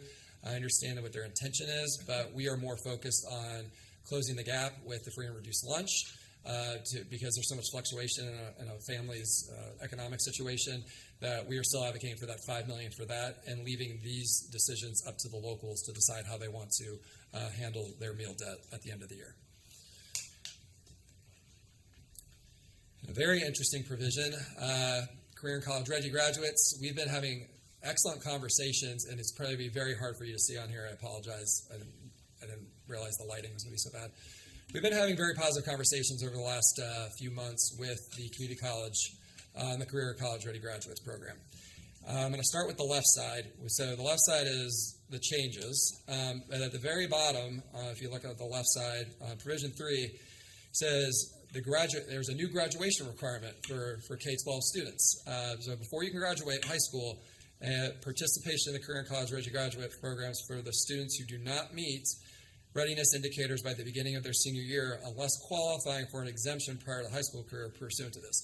So if the community college who sets up the criteria, I think it's if you're in a 2.8 unweighted grade point average to I think a 2.25, 2.3, you are now required to take CCRG before you can graduate. Furthermore, what's very interesting is if you look on the right side, which you cannot see, so I'll just read it to you. The State Board of Community College gets to set up the graduation requirements for the State Board of Education and the K-12 system. So in here it says the establishment by the State Board of Community College measures for determining student readiness and preparation for college coursework by using ACT scores, student grade point average, other measures used by the State Board of Community Colleges to determine college readiness for entering students. The next one, changes in curriculum policy and rules as needed by the State Board of Community Colleges and the State Board of Education to make remedial content mandatory for students who do not meet the readiness. Right now, the community college still sets the criteria on the K-12 system. The next provision, number 4, is to ensure students shall not require remediation upon placement in North Carolina Community College, the State Board of Community Colleges shall establish the following for the program. So they get to determine the appropriate measures of successful completion for our seniors. And then the length of time following high school graduation in which a student who successfully completed high school remedial coursework. All that is determined by the Community College Board. And then the final one, which I find very interesting, is that in this provision, the high school faculty and staff teaching the approved remedial content shall successfully complete training requirements as determined by the State Board of Community Colleges in consultation with the State Board. So I just want to share that one with you. This one kind of came out of left field because we've been having great conversations with the community college partners, and they were not aware of this. I've talked to other external partners, nobody is. So we're trying to wrap our head around this one, but I personally don't know how this is constitutional, that a State Board of Community Colleges can tell the State Board of Education what their requirements are. So I'm just flagging that one for you. All right. And now the one that I think everyone's been talking about is the special provision that eliminates the Charter School Advisory Board and creates the Charter School Review Board. This has not been filed separately. This is just in the House budget as of right now. And what it says is that the North Carolina, it's very long, it's a very lengthy provision, but the reason why it's lengthy is it struck out Charter School Advisory Board every single time, so that's why it's so long. But I've summed up about, I think, 10 to 11 pages of these bullet points. The North Carolina Charter School Review Board becomes the initial authorizer of charter schools. The State Board of Education will establish rules for the operation and approval of charter schools, but those rules must be first approved by the Charter School Review Board. State Board hears appeals from decisions from the Review Board. These appeals can come from an applicant, from the charter school, or the state superintendent. And then the last one is the State Board is the final decision-making authority on the approval of charter applications, renewals, revocations, and amendments once they're appealed. There's no other appeals process after that. And that appeared in the House budget. What is the contemplation on that? Just to help orient me, where the state superintendent would be appealing. I can only guess. I would assume, this is me just guessing, as I had no part in drafting this legislation. I would assume that, say, there is a person who, or a charter group that had come before that had a lot of mismanagement of funds or did inappropriate things 5-10 years ago, and then the Charter School Review Board maybe approved them, then it would give the state superintendent the opportunity to say, I don't agree with that decision, but I would. Yeah. Anyone else? It's not up here, Jamie, but isn't there something similar to this out there on standards? Yes. It's been filed. It was actually in the House budget too. That is Representative Torbett's bill that he's run the last 2 sessions. I don't think it's ever even left committee, but yes, it has. It would basically create, like what with the Common Core Commission that was created 10 years ago now, that would have a separate entity that was. I haven't looked at this in a while, but I think it'd have like business leaders, content experts, universities, state board people, all on a committee to then bring standards forward to the state board. And I don't know which version, if it's still the same version, but the version I think I last saw it would, if the state board rejected it twice, then it would go to rules, and I think that would just cause some interesting things, because rules is when you set up rules, they're not standards. It would and we've expressed that having standards themselves go to rules is a very would not be what's best for our teachers and our students. Just to follow up to these candidates, what type of rule, or what type of standards? All standards. All kinds of standards? But like I said, that bill. A standards commission. That bill has not moved once in the last 3 years. So I do have another question. If you could back up one slide, Jamie, I need a little bit more clarification on I've already lost it. It had to do with the State Board of Education approving something related to the work of this new charter. Okay, here we go. The last bullet. The SBE is the final. What does that mean? So how the legislation reads right now is that the Charter School Review Board will approve, if this would become law. Sorry, keep hitting me. Would be the authorizer for charters, the initial authorizer for charter schools. If the charter or the applicant or the superintendent did not agree with that decision, then they could appeal that decision to the state board, and how there's a legal term in here that says that you must start from the beginning, and so then it would be on the state board to have to start from the beginning and re-review that application and go. That clarifies it. Okay. Chairman. So just to make sure I understand this, it would be, the Charter Review Board would approve, or not approve, they would consider them. If it was not approved, then the applicant would have the right to appeal it to the state board. Yes. If it was approved and the superintendent had questions about that approval, superintendent in that context could ask it to be appealed to the board. But if neither the superintendent nor the successful applicant wanted it appealed, then the state board would actually never see it or hear it or pass on it. That's how it's currently drafted. Yes. And has there been any legal opinion about the constitutionality of that as part of the bill drafting process to this point? Do you know?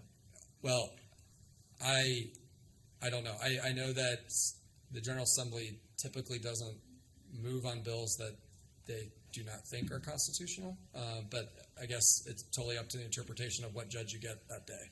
Well, I know often, often they have legal write-ups about that. That's what I was really inquiring about. Is there something written up about that? I know there are other states that have multiple authorizers, and so this is what the proposal that was in the House budget. So we'll continue to track. It has not been filed as a single bill, as an individual bill yet, but yes. Ms. Cole, did I see your hand up a minute ago? I did. But it is certainly been a very informative meeting. I know it's been long, Mr. Chairman, but when you get talking about board policy and the state board's involvement and dollars and cents, it causes one to want to discuss and to hear more about it. Ms. Fogler, I thank you for presenting your information. Of course, maybe in 30 days, we will have another presentation on where bills are, and of course, as far as what has been approved or not approved. But the bottom line was this, and I will shut up. It's time for teachers to be paid for the work they do. And this hopefully is a step in the direction. We are making a step, we haven't put the foot down yet. But hopefully our principals and our teachers will receive a fair amount of compensation for the work they do and what they put up with each and every day. The last thing, of course, I know that's coming down the pike, Mr. Chairman, we talked about this, is fuel costs. Fuel costs is going to be an issue now that some of those worldwide producers have decided to cut back 1.6 million barrels a day. And all our buses don't run on electricity. They are diesel fuel. And that's gonna be an issue. I think somebody needs to start looking at that now. As per Jones Assembly, it's gonna hit us. Now, I have an oil well, but it's not in production yet. Well, I'm coming to your house. Once it's set up. You gonna start wearing your Western wear cap? Thank you, board, for your involvement. Thank you for your comment. And Mr. Chairman, I turn it back over to you. Thank you, Mr. Hall. I look forward to your Western wear hat now that you're oil well. You see me come back with my cowboy boots on. You know how to do. Yeah, I'm looking forward to it. We're now moving to the Education Standards and Practice Committee meeting to be led by Dr. Olivia Oxendine. Thank you, Vice Chair Duncan. I am Olivia Oxendine, and I chair the Educator Standards and Practice Committee, and sharing that responsibility is Ms. Amy White. The first item on the agenda is an action item. It came to us last month for a thorough discussion, and it is now before us tomorrow for a final vote. And Dr. Seiberg is already in position to briefly take us through this item, and you're going to be standing there for a while, aren't you? I've got a couple, yes. Okay. I don't think I'm gonna beat the previous presentation, but I have a couple things. So good afternoon, board members. This, as Dr. Oxendine mentioned, was a discussion item last month. Blue Ridge and Wayne community colleges are applying for initial EPP authorization status. They're leveraging the community college system program framework that was approved by this board back in June of 2022. They've been approved by the Community College System Board to proceed, so it moves over to you all for a decision, and they have met the criteria outlined in that approved framework. Upon approval, they will be held to the same reporting and accountability expectations as any other authorized EPP within North Carolina. So this is a quick update on those two. Any questions from my colleagues? That is elementary education residency, is that correct? Yes. Very good. Going on to the next item, which is a discussion item, very similar in nature. And Dr. Seiberg, you can take us through this. It's a request by several community colleges for EPP status. Thank you. As I mentioned last month, there'll be a couple of community college applications for initial EPP authorization trickling into this board over the coming months. This month, we're bringing Alamance, Central Piedmont, Fayetteville Technical, McDowell Technical, and Western Piedmont community colleges for your consideration. Just as the previous two community college applications that we just went through, these are leveraging the same community college system program framework that was approved by the board. They've been approved by the Community College System Board to proceed, and they've met the criteria outlined in that approved framework. Again, on approval, they'll be held to the same reporting and accountability expectations as any other authorized EPP. They are also only offering elementary ed, and we're asking the State Board of Education to approve these community colleges for initial authorization. Any questions from my colleagues?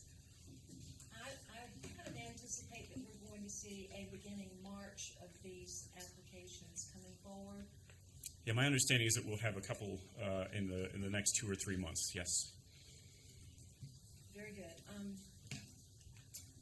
We are now going to the ES&P 3. This is also a request to operate as an EPP. This is coming from one of our school districts. So, Dr. Seiberg, you can take us through this one. Okay, I'm going to slow down a little bit on this one because there's some new information for you here. Winston-Salem Forsyth County Schools teacher residency proposal came to us. This is not a part of the community college system that I've brought to you the past couple of months. This is a school district that is interested in seeking initial EPP authorization. That is not unprecedented. We have two other districts, Charlotte Meck and Guilford County Schools, both have EPP programs that are up and running and have been running for some time. So this is falling into the same structure as that. On slide, let's see here. You might have gotten a little ahead of me on that. Just hang tight 1 second. I just want to level set here for everyone. In 115C-269.5, there are two routes for EPP initial authorization. One is for the program to have what they call national accreditation, specifically through the Council for the Accreditation of Educator Preparation. That's CAPE. And if you have CAPE accreditation and you can demonstrate that you have CAPE accreditation in the state of North Carolina according to law, you are authorized to operate in North Carolina. So that's one route. The second route is if you don't have that recognition, then you're subject to the state board, essentially the North Carolina state approval process. And in consultation with State Board legal team, we've changed the State Board approval process a bit, and specifically around the peer review process of that application going forward. So I wanted to take a couple slides here and walk you through some of those changes. On the next slide, which is slide 2, we've provided in your attachments for this item, I think we're back 1, Dr. Petra Martin. Sorry. Yeah, there you go. Thanks. So in your attachments for this item, we've included the Winston-Salem Forsyth full application for your review, as well as the rubric that was used for the peer review process. That's sort of the independent analysis of that application from some experts. And we've also included a copy of the new process that applicants seeking initial EPP authorization are going to do in our state. I want everyone to know on the board that Winston-Salem Forsyth applicants also provided a whole bunch of other resources that we have, and we can certainly share with you if you're interested in them. The list is on the bottom half of that slide there. For time's sake and for just sort of efficiency's sake, we chose not to put every single item that we have. Obviously, the broader application touches on all of those points. But if you're interested in any of these other pieces of information, be happy to bring them to you, get them over to you as soon as possible. So on the next slide, real quick reminder of the process for initial EPP authorization in the law, and that's found on 269.10. If, according to the state process, if you don't have CAPE accreditation, then the law requires a rigorous approval process that assures the applicant meets the expectations of North Carolina law and policy standards. It requires a peer review process, and ultimately that the State Board of Education has final authority to approve and recognize those EPPs for initial authorization. So on slide 4, as I mentioned in the beginning of the presentation, we revised this application process after board attorney review, specifically around the adjustment of the peer review component. The department is now leveraging our existing partnership with CAPE. That's the national accreditation program that I mentioned earlier. So we are leveraging the existing partnership with CAPE to conduct the peer review process. They have a very clear understanding of North Carolina expectations and standards, and they also have a very clear lens in terms of the national standards and expectations for educator preparation. On the next slide, I want to give you a quick review of the revised peer review process. In terms of this CAPE review, it's leveraging Phase 1 and Phase 2 portions of the CAPE process towards national accreditation. So within the CAPE process, these parts include evidence of capacity and financial well-being, and the readiness for accreditation through a self-assessment. So those are the two portions of the full CAPE process that are leveraged in this peer review. Now, to be clear, an applicant is not required to do the full CAPE national accreditation process. That is not the expectation. It doesn't prevent them, if they're interested in continuing on to pursue national accreditation, then certainly this is a really good start because they're starting with a couple of initial steps that are in place for national accreditation. They still would need a couple of years of data outcomes and a variety of processes, as well as a financial commitment in order to meet that national accreditation expectation. So, but this is how we have it set up, and as designed, the current peer review process by CAPE is included in the annual partnership fees with CAPE and our department. So it is at no cost, no additional cost to an applicant to go through that process. On the next slide, the application requirements include either they must include either regional or institutional accreditation recognized by the U.S. Department of Ed, or if the applicant doesn't have that, then evidence of capacity and financial well-being. In the case of the Winston-Salem Forsyth application, they provided evidence of capacity and financial well-being. Slide 7, the application components then require evidence of preparedness on each of the national standards that CAPE very closely examines, and they include the different options that are listed on the board there, anywhere from the content pedagogical knowledge to the clinical partnerships, program impact, quality assurance systems, and how they're using data to reflect and ultimately improve their processes, as well as their administrative and fiscal capacity. So those are the standards by which CAPE is doing their peer review. And then on the next slide here, when the application is submitted for peer review, just a little bit of processing for your understanding, it's reviewed by a CAPE-trained review team of 3 reviewers, and it's assessed on a rubric of 6 of the 6 CAPE standards. And again, we've provided a copy of that rubric in your materials so that you can take a look at that. There are 3 levels of preparedness that the applicant is assessed on each of these components. A standard component can be either designated undeveloped, in which case it's not ready or is not sufficient by the expectations of the CAPE reviewers. It could be developing, and in that case, and this is going to happen frequently, there are instances of programs that will pop up that do not have prior experience. They've never run as an EPP, so they don't have any data. So what we can leverage at that point is the strength of the application and the intent of the processes that they're putting forward. And so you'll see in the rubric there'll be some components where the peer reviewers have indicated that this is a developing and not ready because they don't have the data to back it officially. Or it could be ready essentially they feel that standard component is being met. From the department's position, we generally are going to bring a recommendation for initial authorization to the board for consideration for a program that achieves either a ready or a developing designation on all the standards. So, having said all that, on the last slide here, let me highlight a few points about the Winston-Salem Forsyth application. This is a hybrid model program, and that means that it has both face-to-face and online instruction. All the programs that they're offering will include a total of about 300 hours of training. That varies a little bit depending on which subject area is being looked at. The program is set up in a 3-stage cycle. The spring, they do an enrollment and training period. Then when it gets to the summer, they provide coursework and field experiences through the summer school session, along with a week in a face-to-face instructional institute.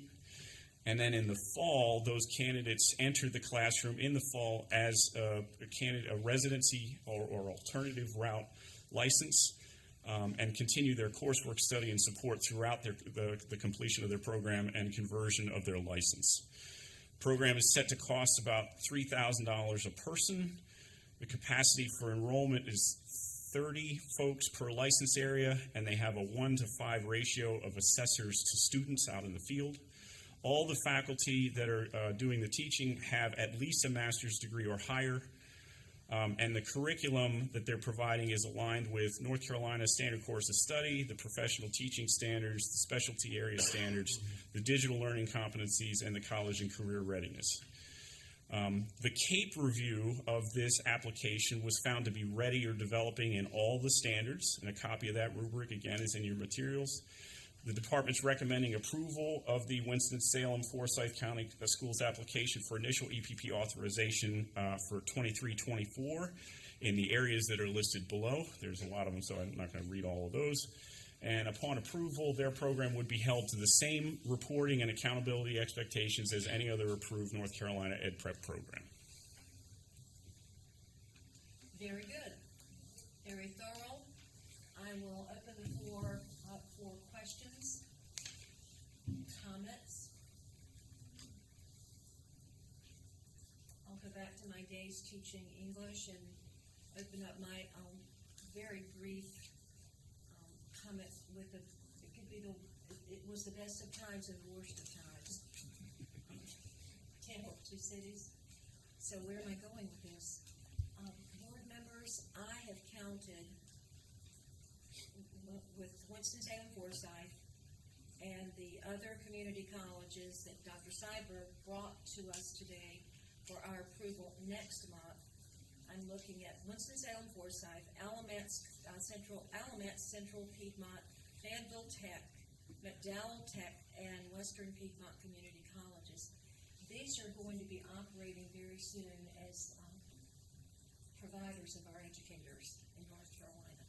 That, to me, is the best of times.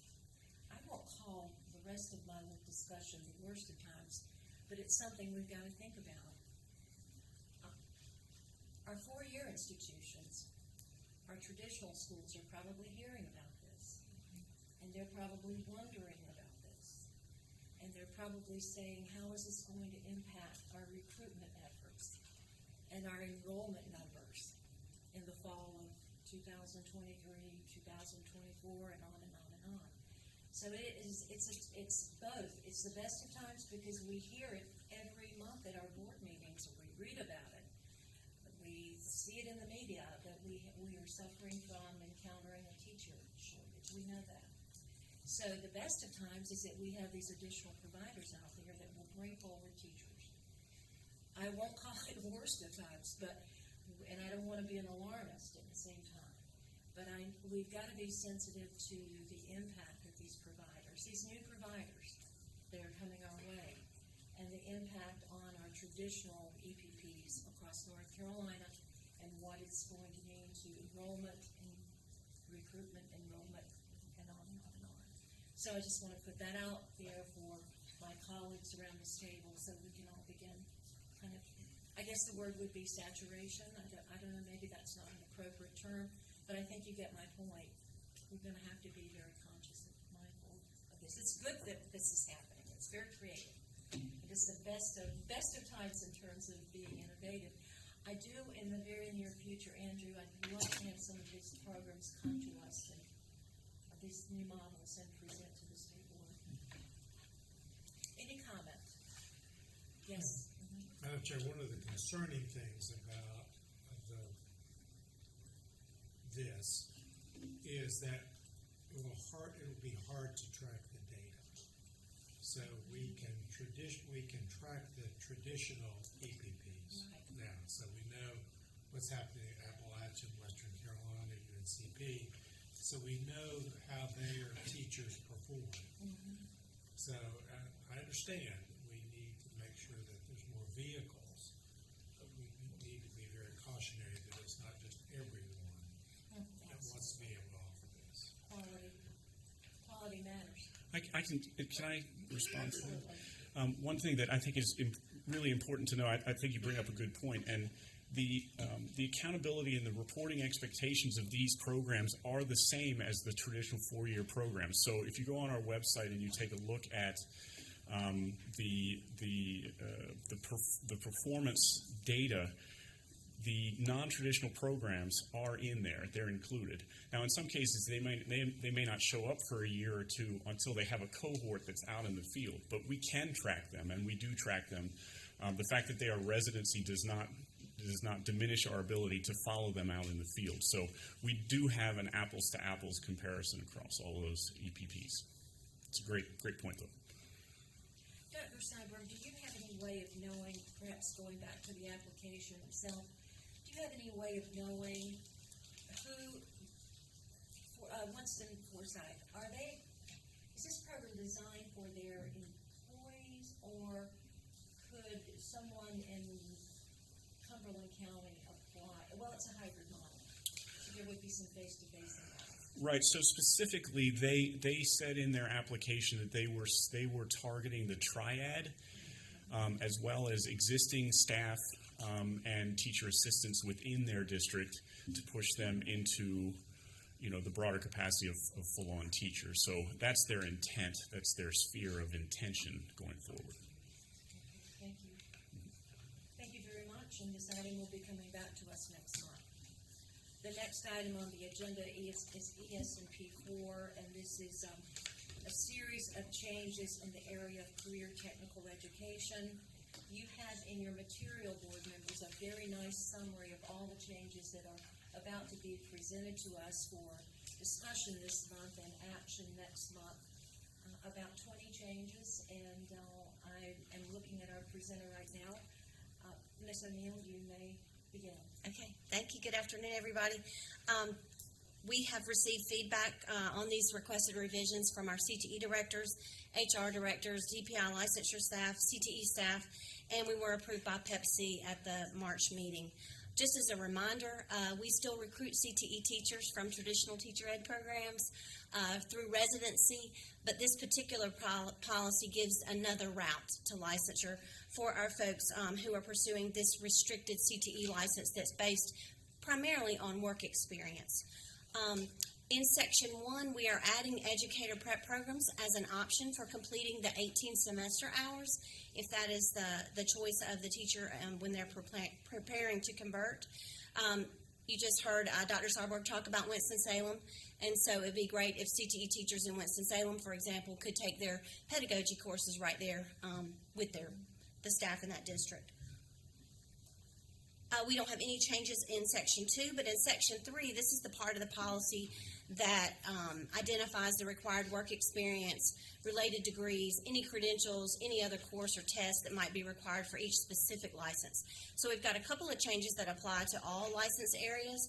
The first one is adding previous teaching experience in this content area to all of our license areas. This will help us recruit from post-secondary institutions, from trade schools where we have instructors, also help us recruit out-of-state instructors. There's a variety of licensing options, as you know, from out-of-state, and so this would be an easy way to get them in. Also, we're asking to remove the requirement that the years of work experience be within a certain time frame.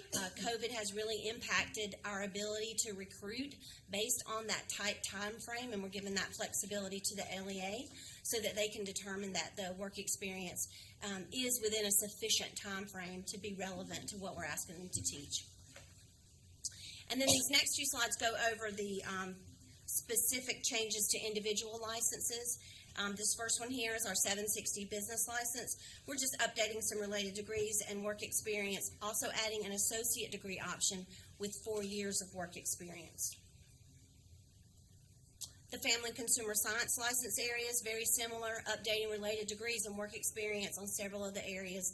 You're also seeing an option for an associate degree with 4 years of work experience. In our health science licenses, we're adding some clarifying language to the 720 RN license. We need to help the field qualify candidates for this license. These programs are governed by the Board of Nursing, and so we want to make sure that our candidates meet our licensing requirements and theirs to be able to offer that course. And we're also adding an associate degree to the 721 biotech license. For the marketing education license, updating related degrees and work experience, adding that associate degree option with 4 years of experience. And we had the praxis in the wrong column in the last revision, so we're moving it to the right column. They can get it within their first 3 years, not prior to teaching. The next couple of slides are around our trade and industrial education licenses. Collision repair, just moving that credential to the right column and allowing the teacher to get that within 6 months of hire. This was a big request from the field, difficult credential to get on hire. Also updating credentials for the drafting license and the work experience for the welding license. These last few trade and industrial license areas with manufacturing, new work experience examples, updating the credentials here, updating credentials for the digital media license. These align to industry standards, both of those updates, and then changing the credential authority to the Office of Emergency Medical Services for the EMT credential, and adding additional credential options for public safety. Also correcting a course number or a license number on the local course option license. And then in Section 4, this is the part of the policy where we explain how teachers can add CTE areas to their license. So anytime we just requested an update to the credential. We made it match here so that it's the same. Also corrected a license number for the Career Development Facilitator license. And those are all of our requested revisions. Happy to answer any questions at this time. Very thorough. Thank you very much. Thank you. And the last item under ES&P is ES&P 5, transforming educator learning in North Carolina through micro-credentials. We've heard about this word micro-credentials for quite a while. I, for one, I've always had this question, what is it, how does it look, how does it feel, how does it operate? So today, we are going to have a more in-depth discussion on micro-credentials and what a micro-credential concept can mean to the performance of teachers and the performance of students. We heard about micro-credentials originally about a year ago, and standing before us is one of the presenters, Ms. Myra Best, along with Governor Perdue, made a presentation to the board on micro-credentials. This is coming back. There's a report that's finalized that we are going to hear about today, and the request of this board is that we receive the report. We're about to be walked through the particulars of that report. I would encourage you, as I know you will, to pay close attention and jot down any questions that you might have, because micro-credentials has been a topic of interest and discussion for quite a while.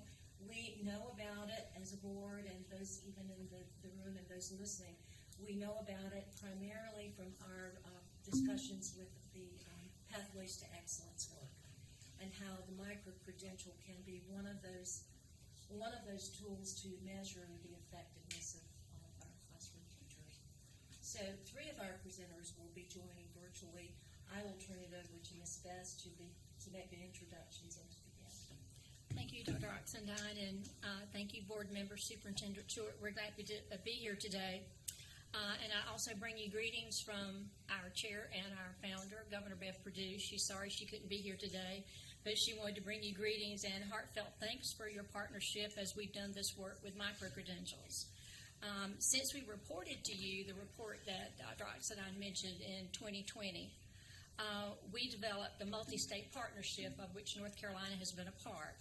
And Superintendent Truitt appointed Ashley McBride, who's with me today, who is Section Chief for Digital Teaching and Learning here at the department, and Tom Tomberlin, who you all hear from a lot, Senior Director of Education Preparation and Licensure, to be the liaisons to that work.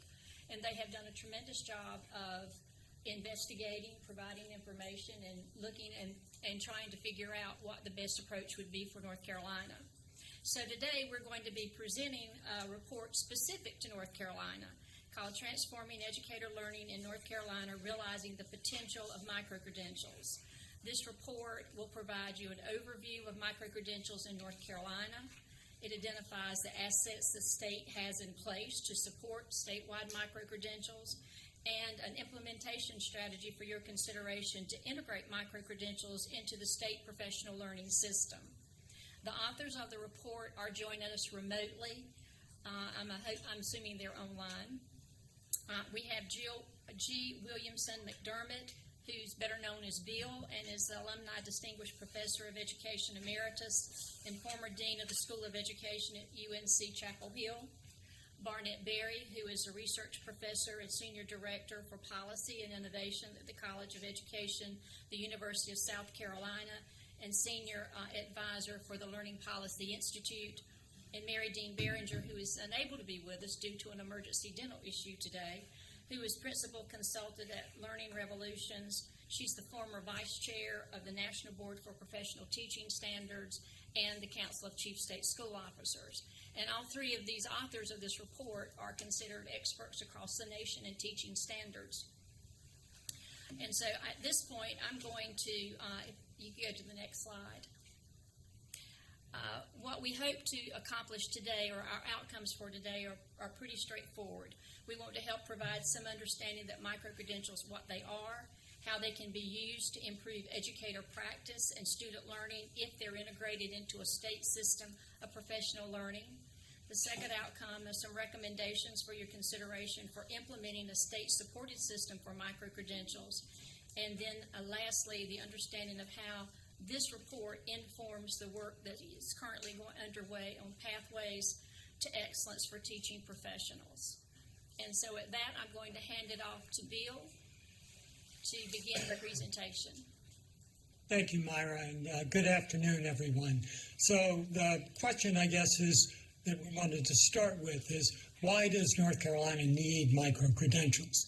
Well, to state the obvious, North Carolina needs well-qualified educators who stay in the profession and are motivated to continue improving their practice. And this is especially true in low-wealth communities. But in addition to higher salaries, improved working conditions, and a sense of a professional autonomy, of control over their professional lives, are major incentives for teachers to stay in the profession. And micro-credentials offer the promise of increasing educators' sense of efficacy and control over their professional lives, as well as their intention to remain in their jobs. Next slide, please. So what is a micro-credential? What you see is the definition that was agreed to by the Micro-Credentials Partnership of the States that Myra referred to. So a micro-credential, as you see here, is a high-quality verification of proficiency in a job-embedded discrete skill or competency that an educator has demonstrated through submitting evidence that is assessed using a defined evaluation criteria. So to be clear, a micro-credential is an assessment of personalized professional learning. It's not a curriculum. It's not a workshop. It's not a body of learning resources. Rather, it is a requirement that a professional demonstrate mastery of discrete evidence-based competencies. So it holds educators accountable. They have to provide valid evidence that from their classroom, from their students, that they have successfully applied the target skill in order to earn a micro-credential. And the evidence is evaluated using explicit criteria that are tied to research. Skill mastery is verified by trained independent assessors of the evidence. And micro-credentials have been around for a while. They've been used in the private sector for a number of years, as well as in some school districts around the country. I'm going to hand it off to Barnett at this point. Thank you, Bill, and good afternoon, everyone. It's an honor to be with you here today. I want to build briefly upon what Bill has already alluded to around the why of micro-credentials.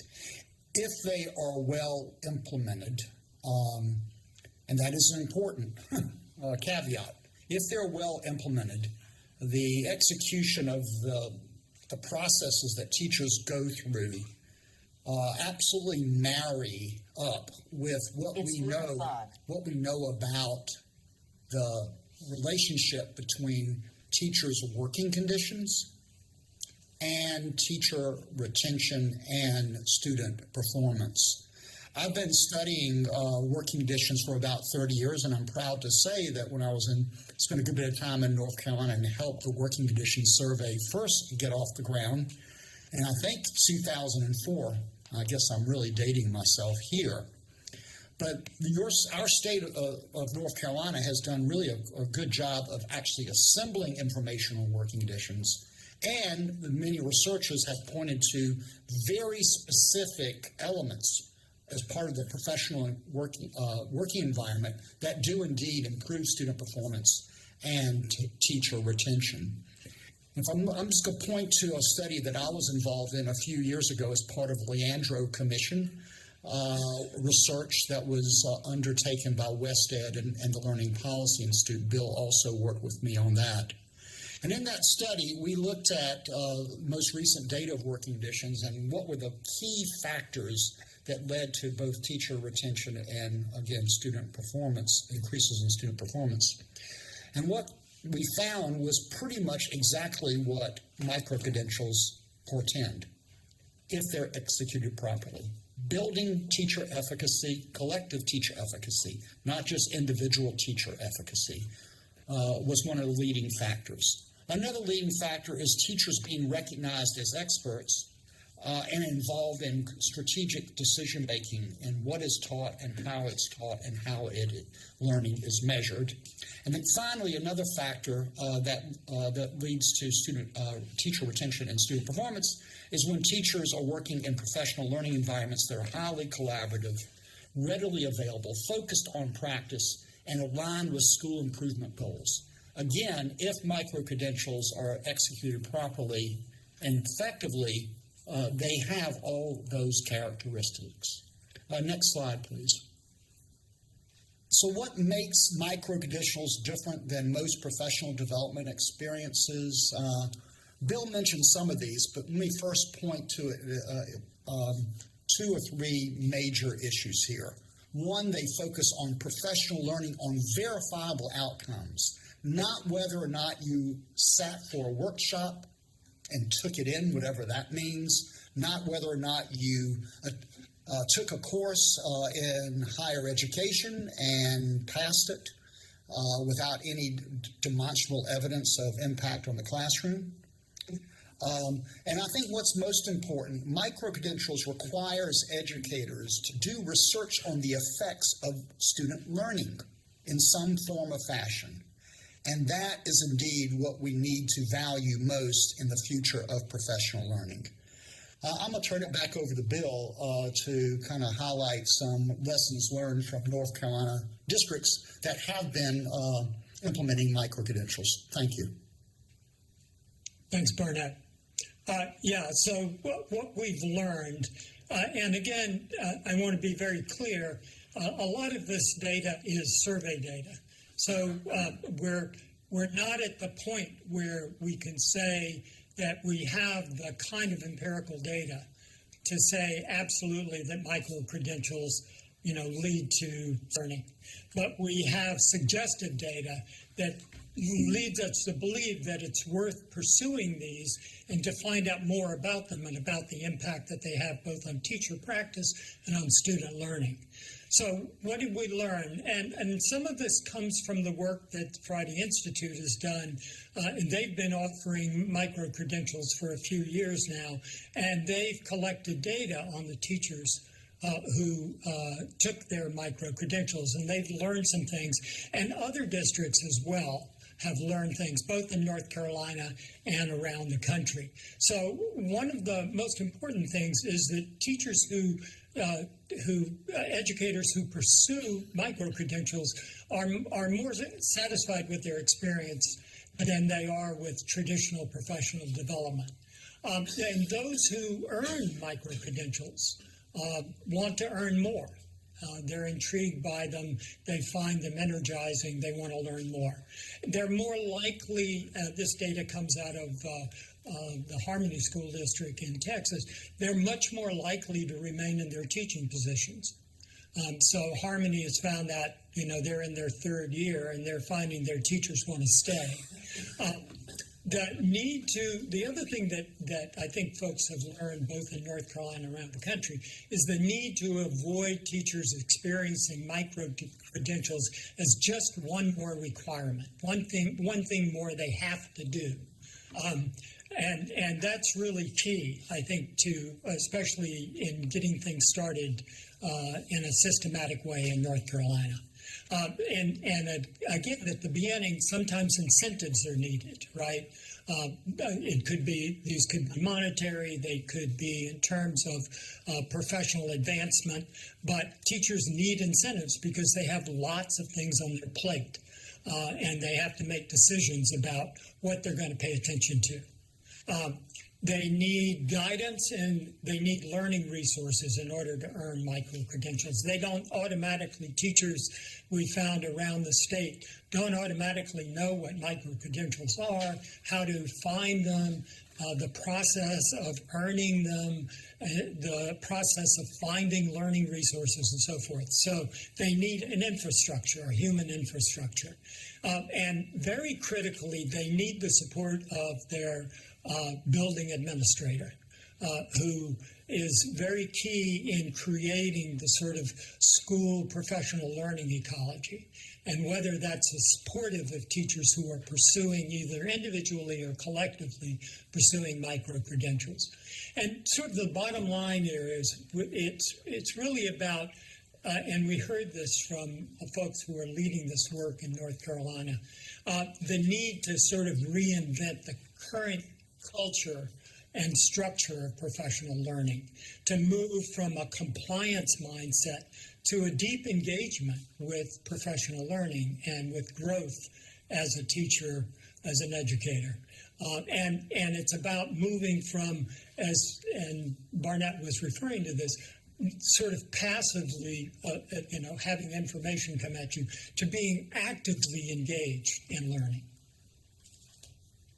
Next slide, please.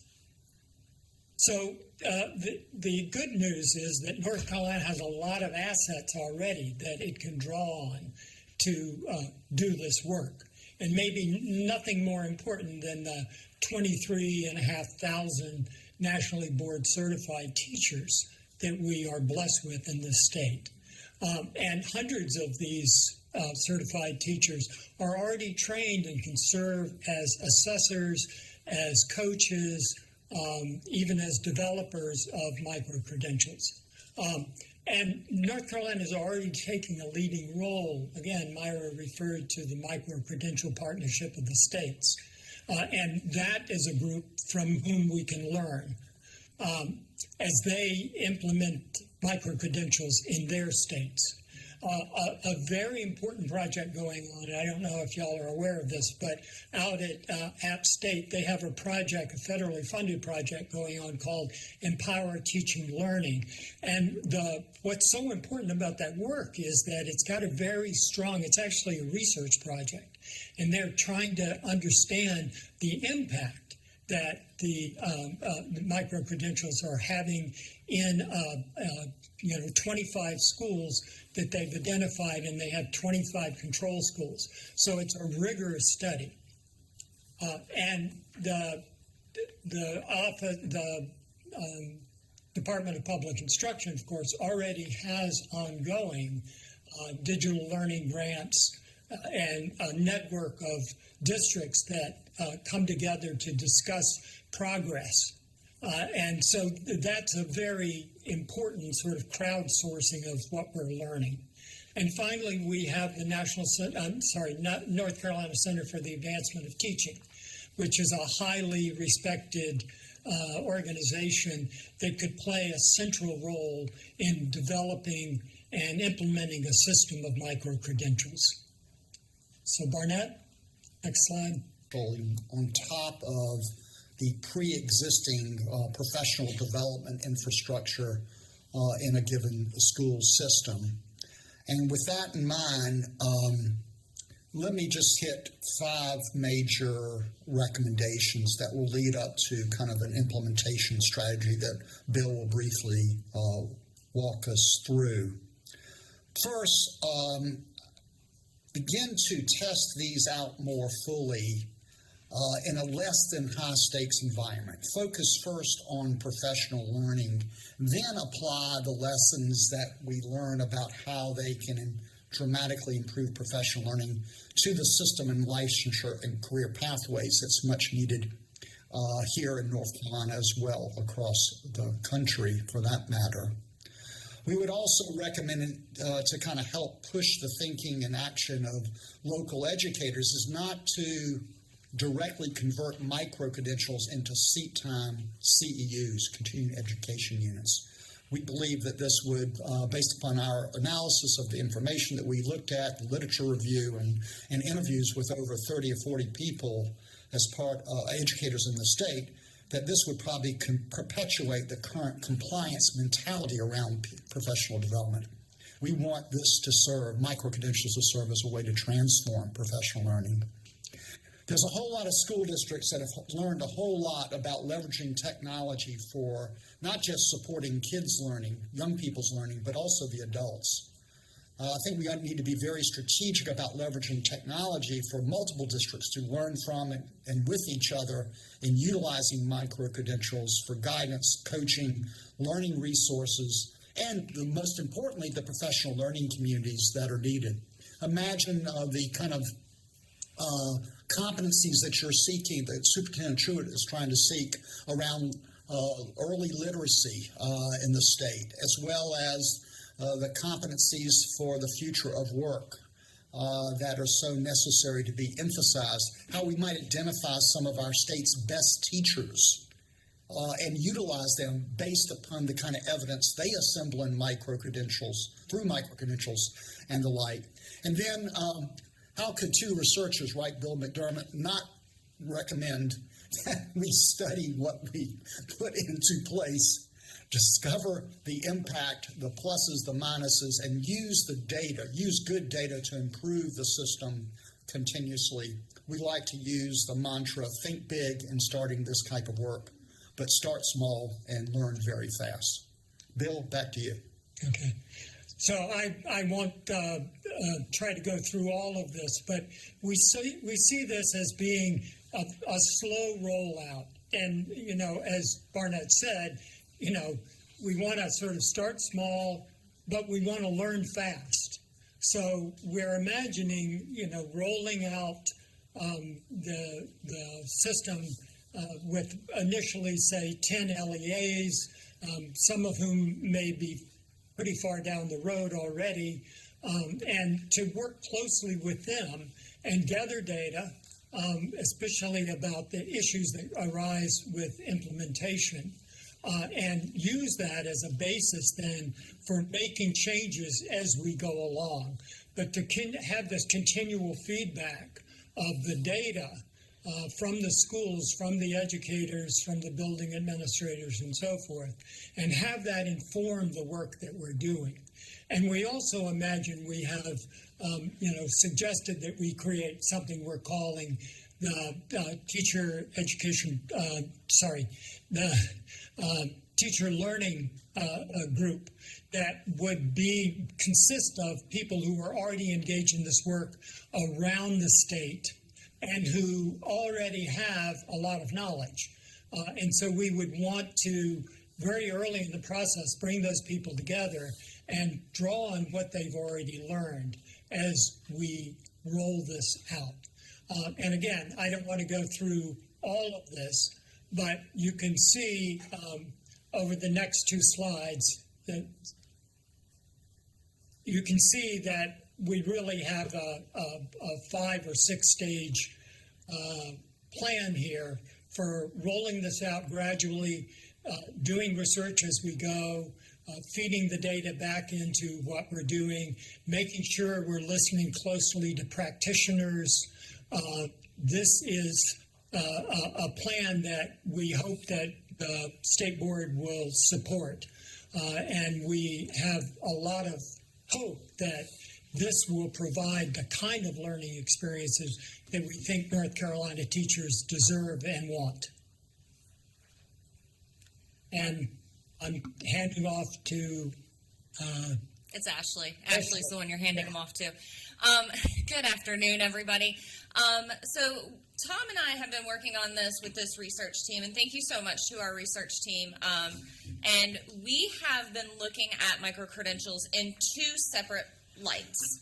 First of all, we're looking at it in the professional learning light. So as a former classroom teacher and as an ed tech coach and all of those roles that I've been in, there's nothing worse than going into a professional development and having to have seat time. I can't tell you how many times I took papers to grade with me. So that is not an effective use of our teachers' time. Instead, what we want to do is we really want to start thinking about professional learning not as seat time, but really as something that, as a classroom teacher, I can say, I need to have this understanding of this skill to help my students.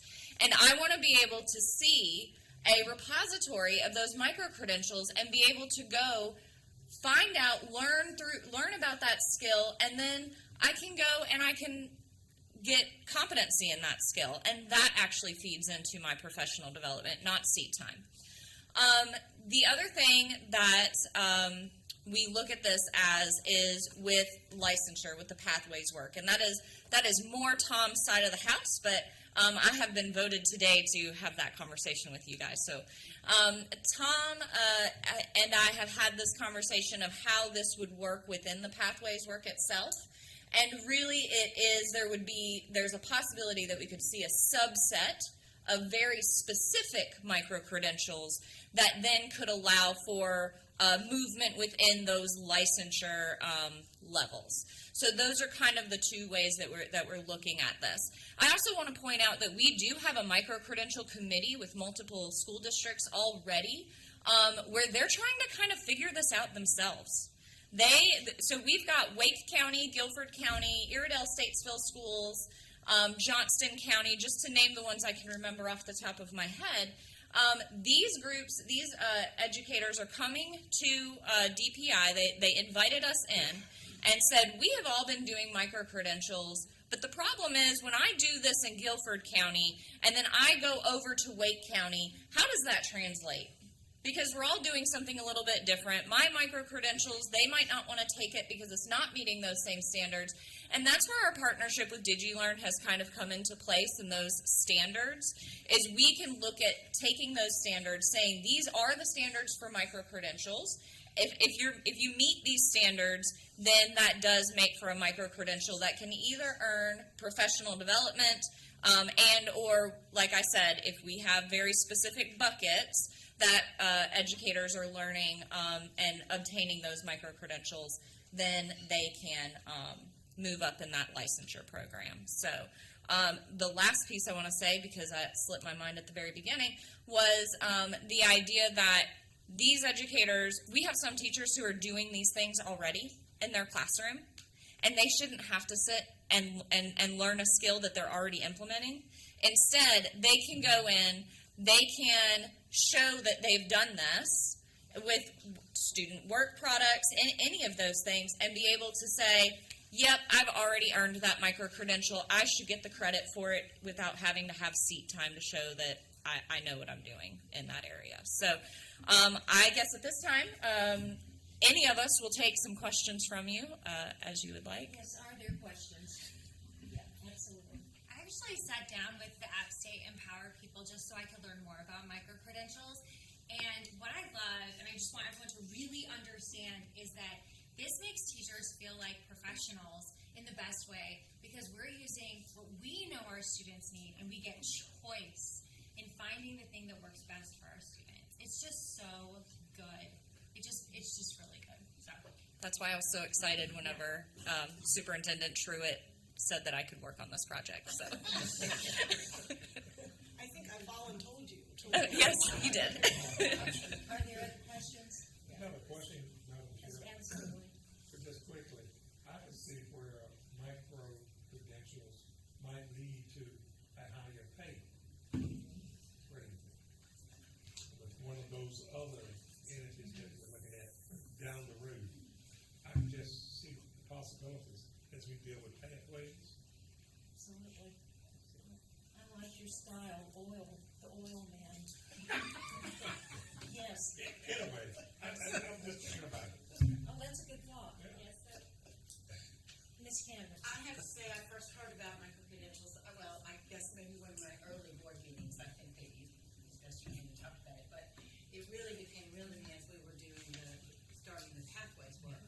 But whether that goes anywhere or not, because it's now out of our control, we still need to do this work, because it has the potential, I think, to really to do wonders for teachers and the way they see themselves, but also benefit our students. So I hope we can find a way to move forward on this. Ashley, Dr. McBride, I don't intend to put you on the spot. Okay. So I'll apologize up front. Could you give us just a snippet of what is a micro-credential? Yes. So a micro-credential is a skill in the classroom. So, and it's a very bite-sized skill. So it could be something as simple as, what's one of the examples? I cannot think of an example off the top of my head. I've got a good one. Actually, how about wait time in the classroom? A very straightforward, specific. generic pedagogical practice, but also can be as complex as identifying the skills that literacy coaches need to have to execute the science of learning, or it could be micro-credentials, a stack of them, to identify those educators who are really good at assessing 21st century skills. It could range from, it can be quite varied, and that's also makes it very powerful, the variation amongst them. Right, and some of the micro-credentials that we've seen, so our digital learning initiative, that $4 million that the legislature has provided for us in the digital learning initiative, is where we've seen most of that micro-credential work happen in those districts, because they've applied for those digital learning initiative grants, gotten them, and then they have implemented micro-credentials. So they also have put together things. So we've got districts who already have repositories of these smaller skills. Organizing your learning management system effectively, things along those lines. Thank you so much. Superintendent Truitt, any thoughts? None from me. Look forward to following up with Ashley and Tom. Sounds good. Other questions? I was reading something in the report, though, that had, and you touched on it, that talks about stacks. A stackable skill sets that something has to be developed around those so that someone can assess something. So I can give you an example of that. So we currently are working through some certifications and through our digital learning initiative, where we have very specific skills that you have to demonstrate. To get the entire certification, you have to demonstrate, I think it's something like 25 different sub-skills.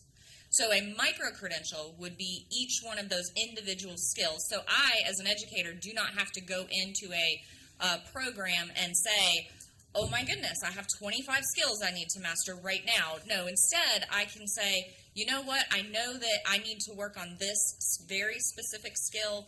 I can get the digital badge, or I can get the micro-credential for that very specific skill, and then I can do a different skill the next time and a different skill. And what might take me 2 or 3 years to actually finish to get the entire macro credential or credential, however you want to word that, it may take Leah only about 2 months. True.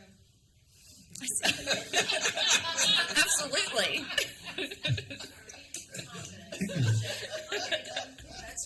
That's a winning point there. See, now you just go check, I got it, check. Oh, yeah. Very good. Are there other questions? Well, I wanted to ask or make a comment. Are these micro, are they specific, are they already listed and named, or are they things that you might have, you come up with that you see you need? She may need something different. You might collaborate and find out you didn't think about it, but you want one that she's got. Oh, yeah. And find, kind of like a best practices thing, but you're using the micro credentials. Yeah, so there, you can go through, like they said, with the literacy, oh my goodness, Superintendent Truitt, you're going to be so mad at me. Letters, thank you. My goodness. I'm so sorry. They've been putting me on the spot. So, like, some of those very, very discrete skills that match up with letters, we could look at the research there, and we can pull out micro-credentials there.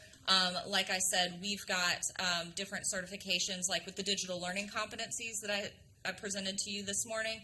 We could pull out very specific sub-skills and look at research and say, this is a sub-skill, this is a sub-skill, this is a sub-skill. The best practice that I have seen in our own districts is that they actually go and get teachers who are phenomenal teachers, just like our 2 phenomenal teachers over here, and they bring those people together and they say, what are the skills that you see have the highest leverage impact on your instruction, and then those teachers build those micro-credentials. And then they get paid a stipend for building those micro-credentials. And that's the way our digital learning initiative grants have been running. So then they pay the teachers to build, and then they pay those teachers who have either earned the credential or built that to make sure that they are providing feedback, like real-time feedback, to others within their who have been trying to take and earn that micro-credential. So yes, it's an evolving piece because, you know, research continues to evolve. I know in the ed tech world, the pedagogies in ed tech evolve almost daily. I mean, I could foresee us doing something on how to implement ChatGPT in the classroom so that you're creating critical thinking lessons for students. So you're not, you know, trying to compete against ChatGPT. Instead, you're trying to utilize it to get them to be critical thinkers. So. Well, I've always understood and believed that the good teachers, while they're teaching, they learn something every day. And the saying, and this is Bird Baggett in an inspirational kind of thing, he said, either you're green and growing or you're ripe and rotting. And so you need to stay green and keep growing. On that point, thank you ever so much. Thank you. You have some final comments, and then we need to wrap this up. Thank you for the time, and I would encourage you to look at the report. The report has a lot of information, provides a lot of different kinds of ways that micro-credentials can be used, and gives specific examples. Some very promising. We have so many. The main initiative is the pathways to excellence. So that's there, and along comes micro-credentials. We have already standing initiative in the agency around micro-credentials, so things are coming together well. The ask again of this state board is that we receive this report. We have heard it today. A lot of steps listed in the report that suggest to us a lot of work, additional work needs to be done. The other request is that Superintendent Truitt go forward, as she already has done, and designate leadership to work closely with this team, this best team, and those who presented today. And we look forward to hearing more about micro-credentials. Perhaps every couple of months or so, you can go back to the board and give us those proper updates. Sure. Thank you very much. All right, thank you. Thank you. That concludes ES&P. Thank you, Dr. Oxendine. We will now move to the discussion of business operations. Along with my friend Wendell Hall, we lead the Business Operations Committee. I'd like to say that we were supposed to be finished at 4 o'clock. It's now 4:30. We cannot bail out the time today. It's not possible. But we are going to move quickly through our items, and I think we can do that with the help of the very fine staff who helps us in this committee. We have 6 contracts in BizOp 1, which is one of the action on first read items. Our first one is contract extension with Digital Learning Solution, learning.com, and Dr. Rob Dietrich, our Senior Director, Office of Digital Learning and Technology, has this in the next 2 contracts, and we are on the 2-minute drill. Yes, sir. Understood. Thank you. Thank you. Yes, sir. Learning.com is based on Session Law 2017-57 that requires for digital literacy K-8 to provide opportunities for students to learn essential digital literacy skills, including computer fundamentals. Funding for licenses is provided to Tier 1 districts to use this solution. And this contract was initially approved for 3 years with 2 optional 1 years, and this is a last year option from July 1, 23 to June 30, 2024 for that one. Very good. Any questions or comments on this one? All right, and you'll be looking to bid this if we go forward with it later in the year? Correct, yes, sir. Thank you. Next up is our contract extension with ISKME. Yes, sir. This is part of the Digital Learning Initiative Session Law that we've actually talked a lot about here today. To provide resources to teachers, and this is through Go Open NC, North Carolina's open education resource platform. This is for North Carolina teachers, created by North Carolina teachers, and it's awesome to see them sharing resources there. This includes classroom resources, lesson plans, full courses, digital text, videos, assessments used to support student learning and educator growth. And because it is provided statewide, it provides equitable access, educator collaboration, sharing, and resource expansion. Very good. I like the word awesome in talking about materials. That's very good. That's good. Any questions or comments on this? All right. Contract with SchoolNet. SchoolNet is a formative assessment tool with the purpose of monitoring, tracking, analyzing student progress toward mastery of the state standards. SchoolNet is a data-driven education platform that aligns student assessments, curriculum, and instruction with North Carolina Standard Course of Study. The scope and reach of this includes access to approximately 1.5 million students across the state, as for the first time in a while, we had every LEA opt into SchoolNet this year. And that is done at $1 ADM, which is a price that they have held for a very long time. So we are appreciative of them for that. This is a 2-year contract extension with an optional year in 2025-2026 that is an annual cost of up to $11,272,500 with other optional programs with Transcend and Navi that are also being offered to districts as an opt-in. Thank you. And a key phrase, up to. Up to. Thank you for emphasizing Yes, sir. that. Questions or comments on this one? All right, Dr. Deek, thank you very much. Thank you. Our next contract's with SAS Institute. It's Amendment 11 for the AS400 Ed Cloud hosting, which is something we would love to go away, but it's with us. It was with us still and will be for a while longer. So, Barry Pace, welcome. Good afternoon. Thank you. So this is a 1-year contract extension with SAS for the hosting of the AS400 infrastructure for public school districts, HR, and financial software applications. And this is a 10% increase on the price of that contract, along with hours for supporting the 85 districts that are migrating their firewalls currently from Cisco to Palo Alto. So this is a renewal of the existing agreement. Will this be, I think one question for the board, will this be bid later this year, or will we continue to look at extensions? So great question. And we are working currently with DIT to broker a migration to a different provider. SAS has indicated to us, and that goes along with the 10% price increase, of course, that they no longer want to host the AS400 infrastructure for us. And so we are working with DIT, and DIT is assisting with brokering a solution with a Tier 1 vendor.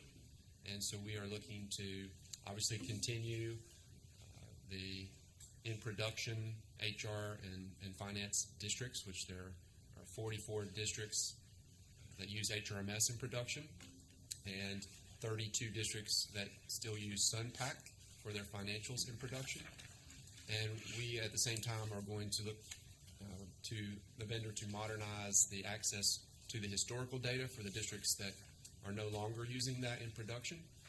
And this is a Tier 1 mainframe as a service vendor. So this will be through a DIT contract vehicle.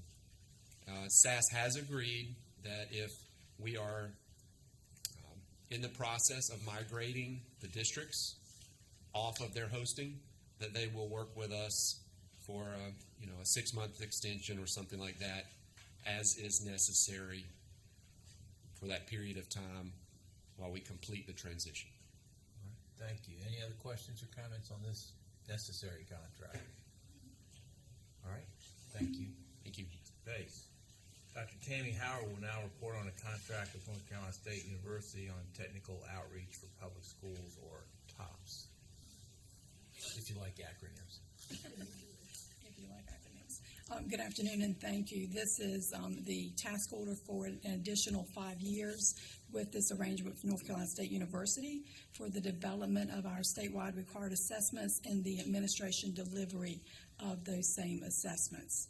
So the advantage of this contract is the flexibility that it gives us in being in control of our assessment program and our delivery and our administration. It has an overhead cost of 10%, which is relatively low, and any funds not receipted are not paid to North Carolina State. So we're only actually paying for any services that can be backed up with a receipt. Thank you. Thank you for that report. Any questions on that? And thank you for in particular, the details of the financial arrangements, because this is an important contract and it is a costly contract, but an important contract. Any questions? And that 2% overhead is not big. It's 10. That's a lot better than 15, but it was still 10. And it's receipts only as opposed to just the total amount of the contract, so, which is an up to contract. Absolutely. Thank you, Dr. Howard. Thank you. Next, we have our last contract with North Carolina State University Friday Institute Cybersecurity, Dr. Vanessa Wren. Good afternoon. This is a task order with the technical research side of the Friday Institute, where they will be helping us provide some K-12 cybersecurity support to enhance our ongoing efforts. Part of this will be to develop a pipeline for cybersecurity specialists and then to tap into college students who are studying cybersecurity to come in this summer and help our PSUs. So that will be very exciting to see that developed. Similar to Dr. Howard, we will only be billed for what is delivered in any quarter, and we will only pay for what work we have signed off on for time and effort. Questions or comments? Cybersecurity is an inevitable part of our world in the schools at this point, so thank you for the work on that, Dr. Wren. That leads us to BizOp 2, which is our annual event of the National School Lunch Program Equipment Assistance Grants that are given by the federal government, and Dr. Lynn Harvey is here to do this in the 2-minute drill. Absolutely. My pleasure to do so. We have received a one-time appropriation from the U.S. Department of Agriculture for approximately $2 million, the purpose of which is to provide sub-grants to public school districts that participate in the National School Lunch Program. They use these funds to purchase commercial food equipment that continues to enhance the outcome of their school nutrition program. As with most discretionary grants from the U.S. Department of Agriculture, the selection criteria are prescribed in federal guidance. We comply with that guidance. We issue a request for application. Those were issued in October, returned to us in January, and I'm happy to say that we received 54 applications totaling about $2.5 million, so we fell short of the opportunity of what we can fund. But we will ultimately fund 40 traditional public schools, totaling 105 schools, 14 charter schools in that process. So we're pleased to see more activity among our charter schools as they begin to expand their school nutrition programs, making that a very viable part of their charter. Thank you for your time, and we appreciate your consideration of our recommendation. Questions or comments for Dr. Harvey? Thank you very much for the work you do on this. It's always a welcome grant. It helps a lot of districts with equipment upgrades. Thank you so much. The next item is BizOp 3, which is a report to North Carolina General Assembly on North Carolina Education Workforce Innovation Commission Annual Report, otherwise known as EWIC. If you like acronyms, Jacqueline Wyatt is here to present on this.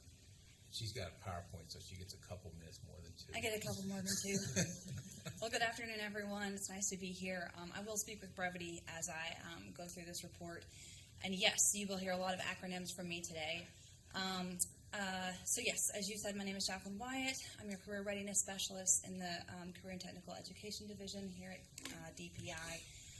Today we're talking about an annual report coming from the Education and Workforce Innovation Commission, so acronym number 1, the EWIC. They are tasked with overseeing 2 grants, the first being the Education and Workforce Innovation Program Fund, acronym number 2, the EWIF. We liked that better than EWIP. Number 2 is the Career and Technical Education 6th and 7th grade expansion grant, or colloquially known as the Great Expansion Grant. All right, so each year we publish a report. It's due to the JLEOC on April 30th.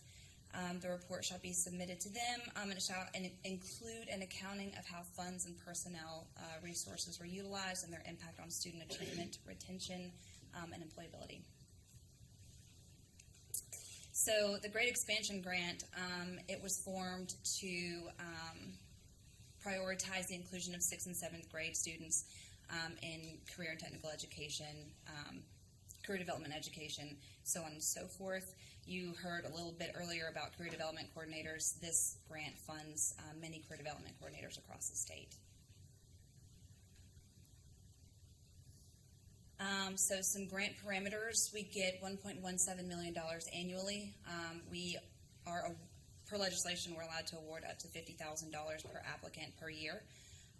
The current commission has been on a 2-year grant cycle, so the previous grant cycle was for 2019-20 and 2020-21. The current grant cycle is for 2021-22 and 2022-23. We have 23 grantees this cycle, down from 25 grantees in the previous cycle, due to a little loss in funding there. Next. Perfect. So, our innovative grant, the Education and Workforce Innovation Program Fund. I'd like for you to think of this grant as a triangle. At the top of the triangle sits the public school unit or high school that is benefiting from this grant. At the bottom left or right-hand side of the triangle is a partnership with local business and industry, and then the other side or point of the triangle is a partnership with a local institution of higher education. And so together these three entities work to form some sort of program within the realm of career and technical education that will help graduate more students college and career ready. The grant parameters for this one, we have $1.8 million each year. The Education and Workforce Innovation Commission, or the EWIC, has voted to grant up to $60,000 per applicant per year. This grant is unique to the other one, as it requires a 50% match. So if you get $60,000, you must provide $30,000. They can use in-kind contributions, which we see a lot. This is a phenomenal grant. Same with the Great Expansion Grant, 2-year grant cycle, and the current grant cycle is for 2021-22 and 2022-23. We currently have 17 grantees. All right, so my final slide, I think I might have made it to the 5-minute mark, Mr. Duncan. You're doing great. The most prominent trends we saw this year with the reports were that due to a legislative halt and carry forward, which directly impacted many folks' ability to carry out their grant initiatives per their original grant proposal program, we saw some reporting that not much was purchased or done in the way of what we would see as progress, but they see it locally as progress because they were able to do some planning, brainstorming, stuff like that. It's important to note that that legislation came in the House Bill 103, which was the Appropriations Act of 2022. It halted the carry forward for that grant, though there is non-reversion language in the legislation for this program that states any grants awarded by the Commission may be spent over a 5-year period from the initial award. So we have worked with that a bit in OSBM and getting that up and running and making sure that folks have their money this year. So the other thing that's very important to note here is that this was the first year, this was the pilot year technically for this grant cycle. So it was a 2-year grant cycle, 2021-2022, which is when they lost their funding. They lost their funding in their pilot year, so it's sort of complicated, but we worked our way through it. And we are optimistic to see how things progress for everyone moving forward in their second year. And also of note, in the legislation and in the application, the Commission expects that folks can provide a 5-year budget.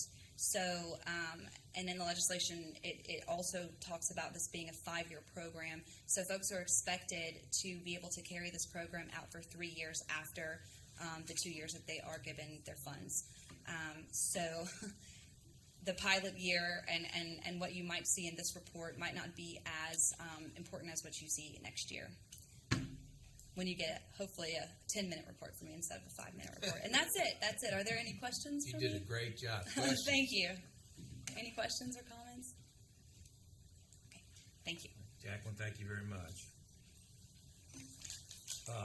So that ends our actions on first reading. We'll be approving 6 contracts and approving the National School Lunch Program Equipment Assistance Grants, and then approving the submission of this report to the General Assembly on behalf of EWIC.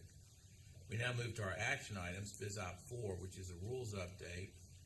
Melissa Davis will be presenting this, and this is our approval of the proposed temporary rule 16 NCAC 06G.0601 for remote academies hardware and software fees.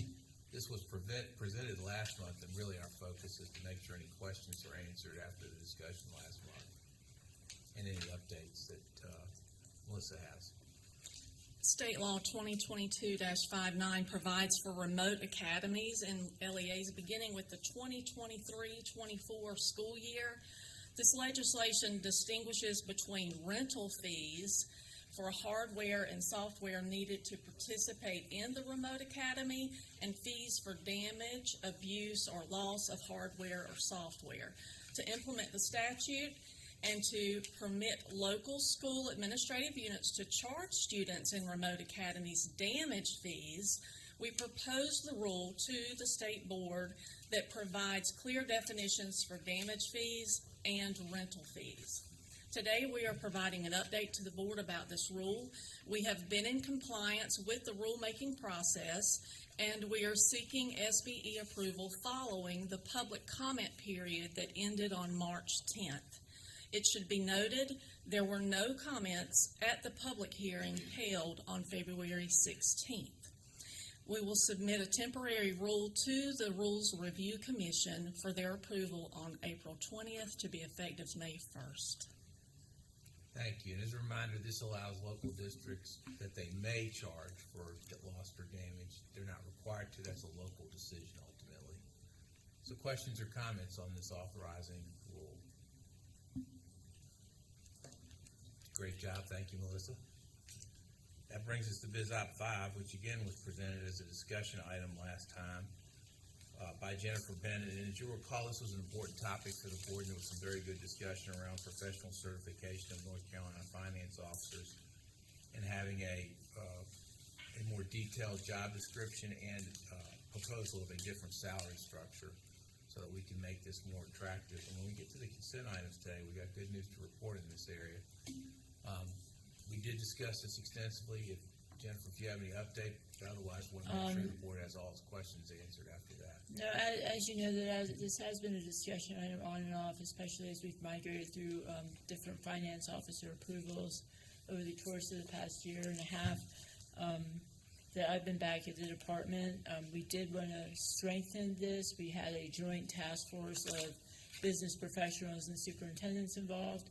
Since our discussion, I have not really had any feedback of concern from any of the finance professionals currently in the field or the superintendents.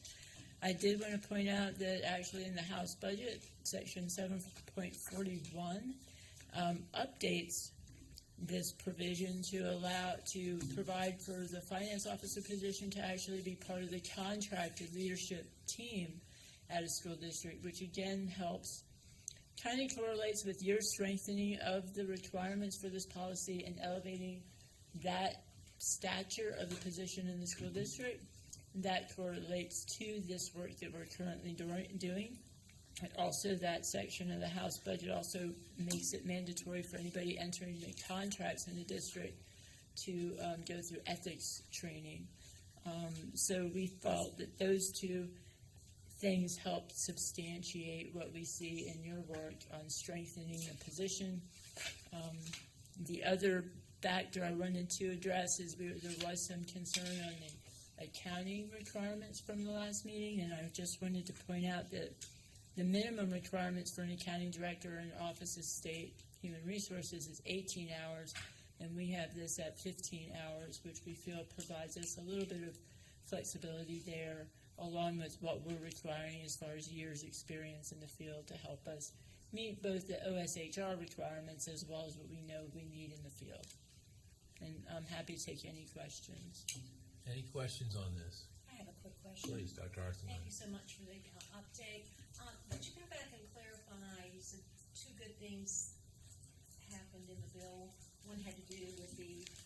Well, they're making, actually, the finance officer position is not right now a contracted position, meaning they're not given the protection of a contract at a school district, which in a sense diminishes that position being part of your leadership team at a school district. So you have your assistant superintendents, associate superintendents, those positions typically receive a contract similar to a superintendent, goes through that length of time.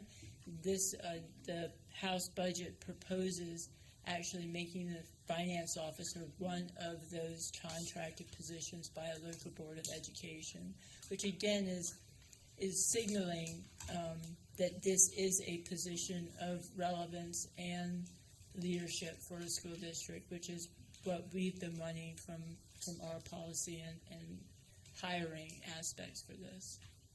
Thank you. Thank you. Any other questions? All right, that completes our action items. So BizOp 4 will be to approve the proposed temporary rule on hardware and software fees, and BizOp 5 will be to approve the policy amendment for chief financial officers. BizOp 6 is a discussion item. It should be brief. Alexis Schaus is here to share the annual report to North Carolina General Assembly on supplemental funds for teacher compensation. Thank you. Yes, in your materials you do have a draft report that is required by legislation. Back in the fiscal year 21-22 appropriations bill, there was $100 million. This was new money that was provided to eligible public school units for the sole purpose of providing salary supplements to teachers, instructional support, and some eligible assistant principals and principals, depending on how their pay is determined. Charter schools were encouraged to use the funds in the same manner. The report has 7 components that relate to local education agencies. There is no reporting on charter schools or lab schools. To reduce the burden to the LEAs, the Department of Financial and Business Services staff used the Uniform Education Reporting data to compile the components, specifically elements 1 through 6, as is outlined in the legislation. And then sent out to the finance officers the results of that report for their review. And we are still currently in the review period, so they can validate the data and the calculation for the supplanting, which I will get to in a minute. So in that draft report on pages 2 through 4, you'll see the components that list the eligible counties as well as the eligible LEAs, the funding that each receives, the minimum and the maximum. Because of the way the funding formula is calculated, it does take into consideration median household income, the tax rate, as well as property taxes. And it is varied depending. A school district in a low wealth district would receive a higher amount per teacher than a school district that is wealthier. There is, keep in mind that in 2022, the school districts received these funds kind of in between March and May because of the late passage of the budget. So this is the first year that this report has been presented to you, as it was the first year of the funding. There is one component that we are not providing an information on. It is actually requires us to provide the effect of the salary supplement on the retention of teachers, as this is the first year and the teachers receive the funding very late in the year. We are not providing any information on that. The last item is a supplanting requirement. In the legislation, it requires that LEAs shall use the funds to supplement and not supplant non-state funds. Non-state funds are the local and the federal funds. There are some state funds that school districts utilize other than this for local supplements, and it is intended for that purpose. Specifically, low wealth funds. Some use disadvantaged student supplemental funds, and some may use their small county funds for the purpose of this. So they could not supplant those funds as it does state non-state. The department made a preliminary calculation of the supplanting, and there were several school districts that did come up as having supplanted funds. In the legislation as it is written right now, it states that if a school district has supplanted funds, that then they lose the entire allotment in the following year. Being now the allotment is $170 million, because in the second year it was increased, it is a significant amount of funds. And so we are still receiving some supporting documentation that is not available or we cannot decipher within the data that we have available. And so we are kind of modifying some districts and being able to clear some of those districts from the supplanting.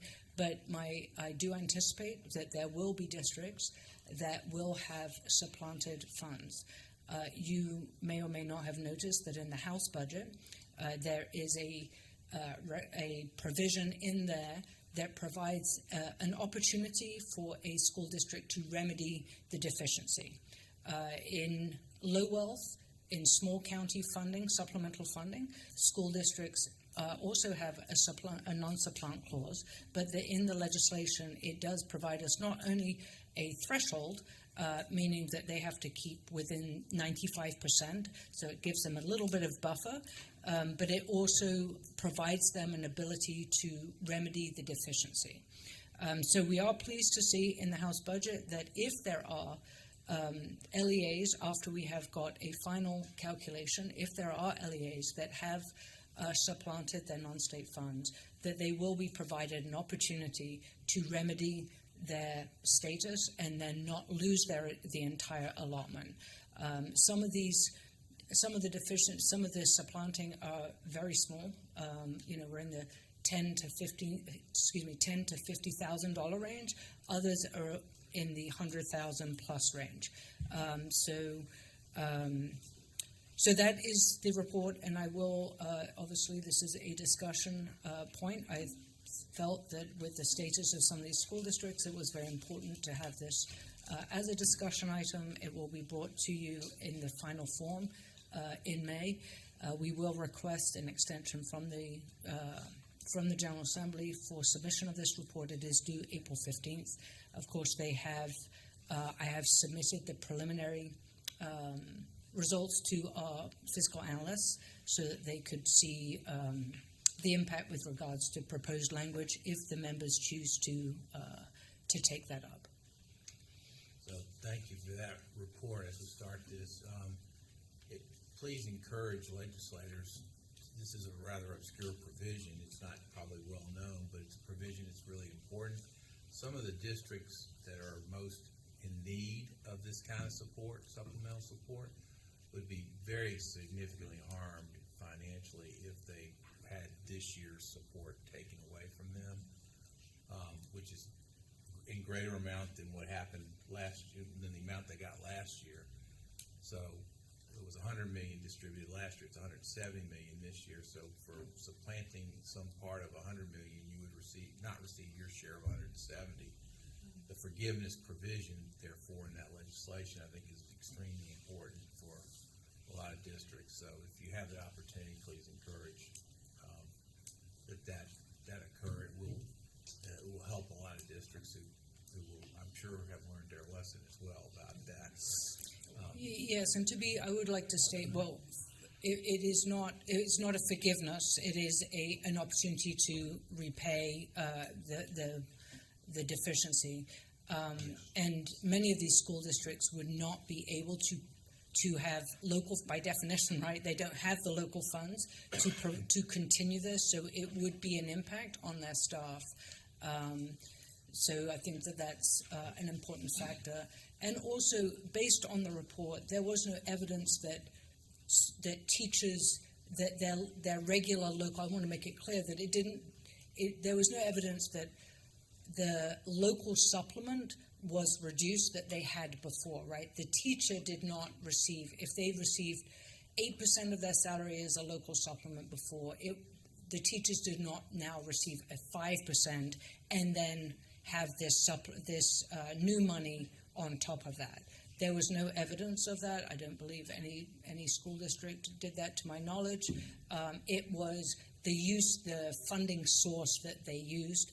And some of this, as I stated, if we go back to just over a year ago, these finance officers were implementing a budget in January, February, as well as developing the next year's budget, as well as going into closeout all at the same time. Some of these were, quite frankly, accounting entries between their local and low wealth without really thinking about the impact on this. So many of our local education agencies use their low wealth and their local funds kind of interchangeably, because that's what low wealth supplemental funding is really designed to be. So it was more of an, I can't say for all of them, but for several of them that have provided me information, it was more of an accounting entry oversight than it was any intentional supplanting situation. Thank you for correcting me. By forgiveness, I did not mean you would get to keep the money. I meant right now there's not an opportunity to repay it to avoid not getting the next year's money. And so that's the level of forgiveness involved. It still involves paying back what you need to pay back. But yes, thank you. Maybe other questions. Mr. Hall. I have a question about the finance officer. Yes, sir. Hopefully moving to a contract position. Would that contract run along with the superintendent's contract, because they answer directly to the superintendent? Is that the thinking? Yes, the language in the House budget does state that it would be in line with it would end at the same time as that superintendent's. Thank you. I think it's a good idea. BizOp 7 is a consent item. Dr. Petrie Martin will very quickly tell us who our nominees are that the State Board has to the Task Force for Safer Schools. Absolutely. We have the State Board of Education Advisors, Mrs. Floyd, Dr. Green, and Dr. Bridges, who will be your nominations for the Task Force for Safer Schools. So this is one of these nominations where we don't have any trouble recognizing who our nominees are. Then finally, BizOp 8 is certification of finance officers. It's in your materials. So we have new finance officers for Brunswick, Cleveland, Columbus, Northampton, and Wake counties. So that's very exciting. And if you have any questions about that, Jennifer Bennett's here to respond to those. Not hearing or seeing any. This brings to an end the BizOp committee, and we just missed our 5 o'clock time. It's 5:03, I see. At that point, this concludes our open discussions for today. I'll need a motion second to go into closed session. I turn to Mr. Keenan. Mr. Spencer, I move that we go into closed session pursuant to North Carolina General Statute Section 143-318 sub 11A 136 to prevent the disclosure of information that is privileged or confidential pursuant to NC General Statute Section 115C-319 and 321 and 120 through 129, etc. To consider the qualification, competency, performance, or condition of appointment of public officers or employees or prospective public officers or employees. To preserve the confidentiality of legislative information protected by General Statute Section 120-130. To preserve the confidentiality of audit information protected by General Statute 143-748, and to consult with our attorneys in order to preserve the attorney-client privilege between the attorneys and the public body, including a discussion of the following pending cases: OEM Garcia versus North Carolina Independent School District, Cooper versus DPI and others, Phillips versus DPI and others, and Brian Johnson versus DPI and Catherine Truitt. Do we have a second? Thank you. Dr. Petrie Martin, can I ask you to please call the roll for the votes? Dr. Oxendine? Yes. Mrs. Camex? Yes. Mr. Keenan? Yes. Mr. Hall? Yes. Dr. Tipton Rogers? Mrs. White?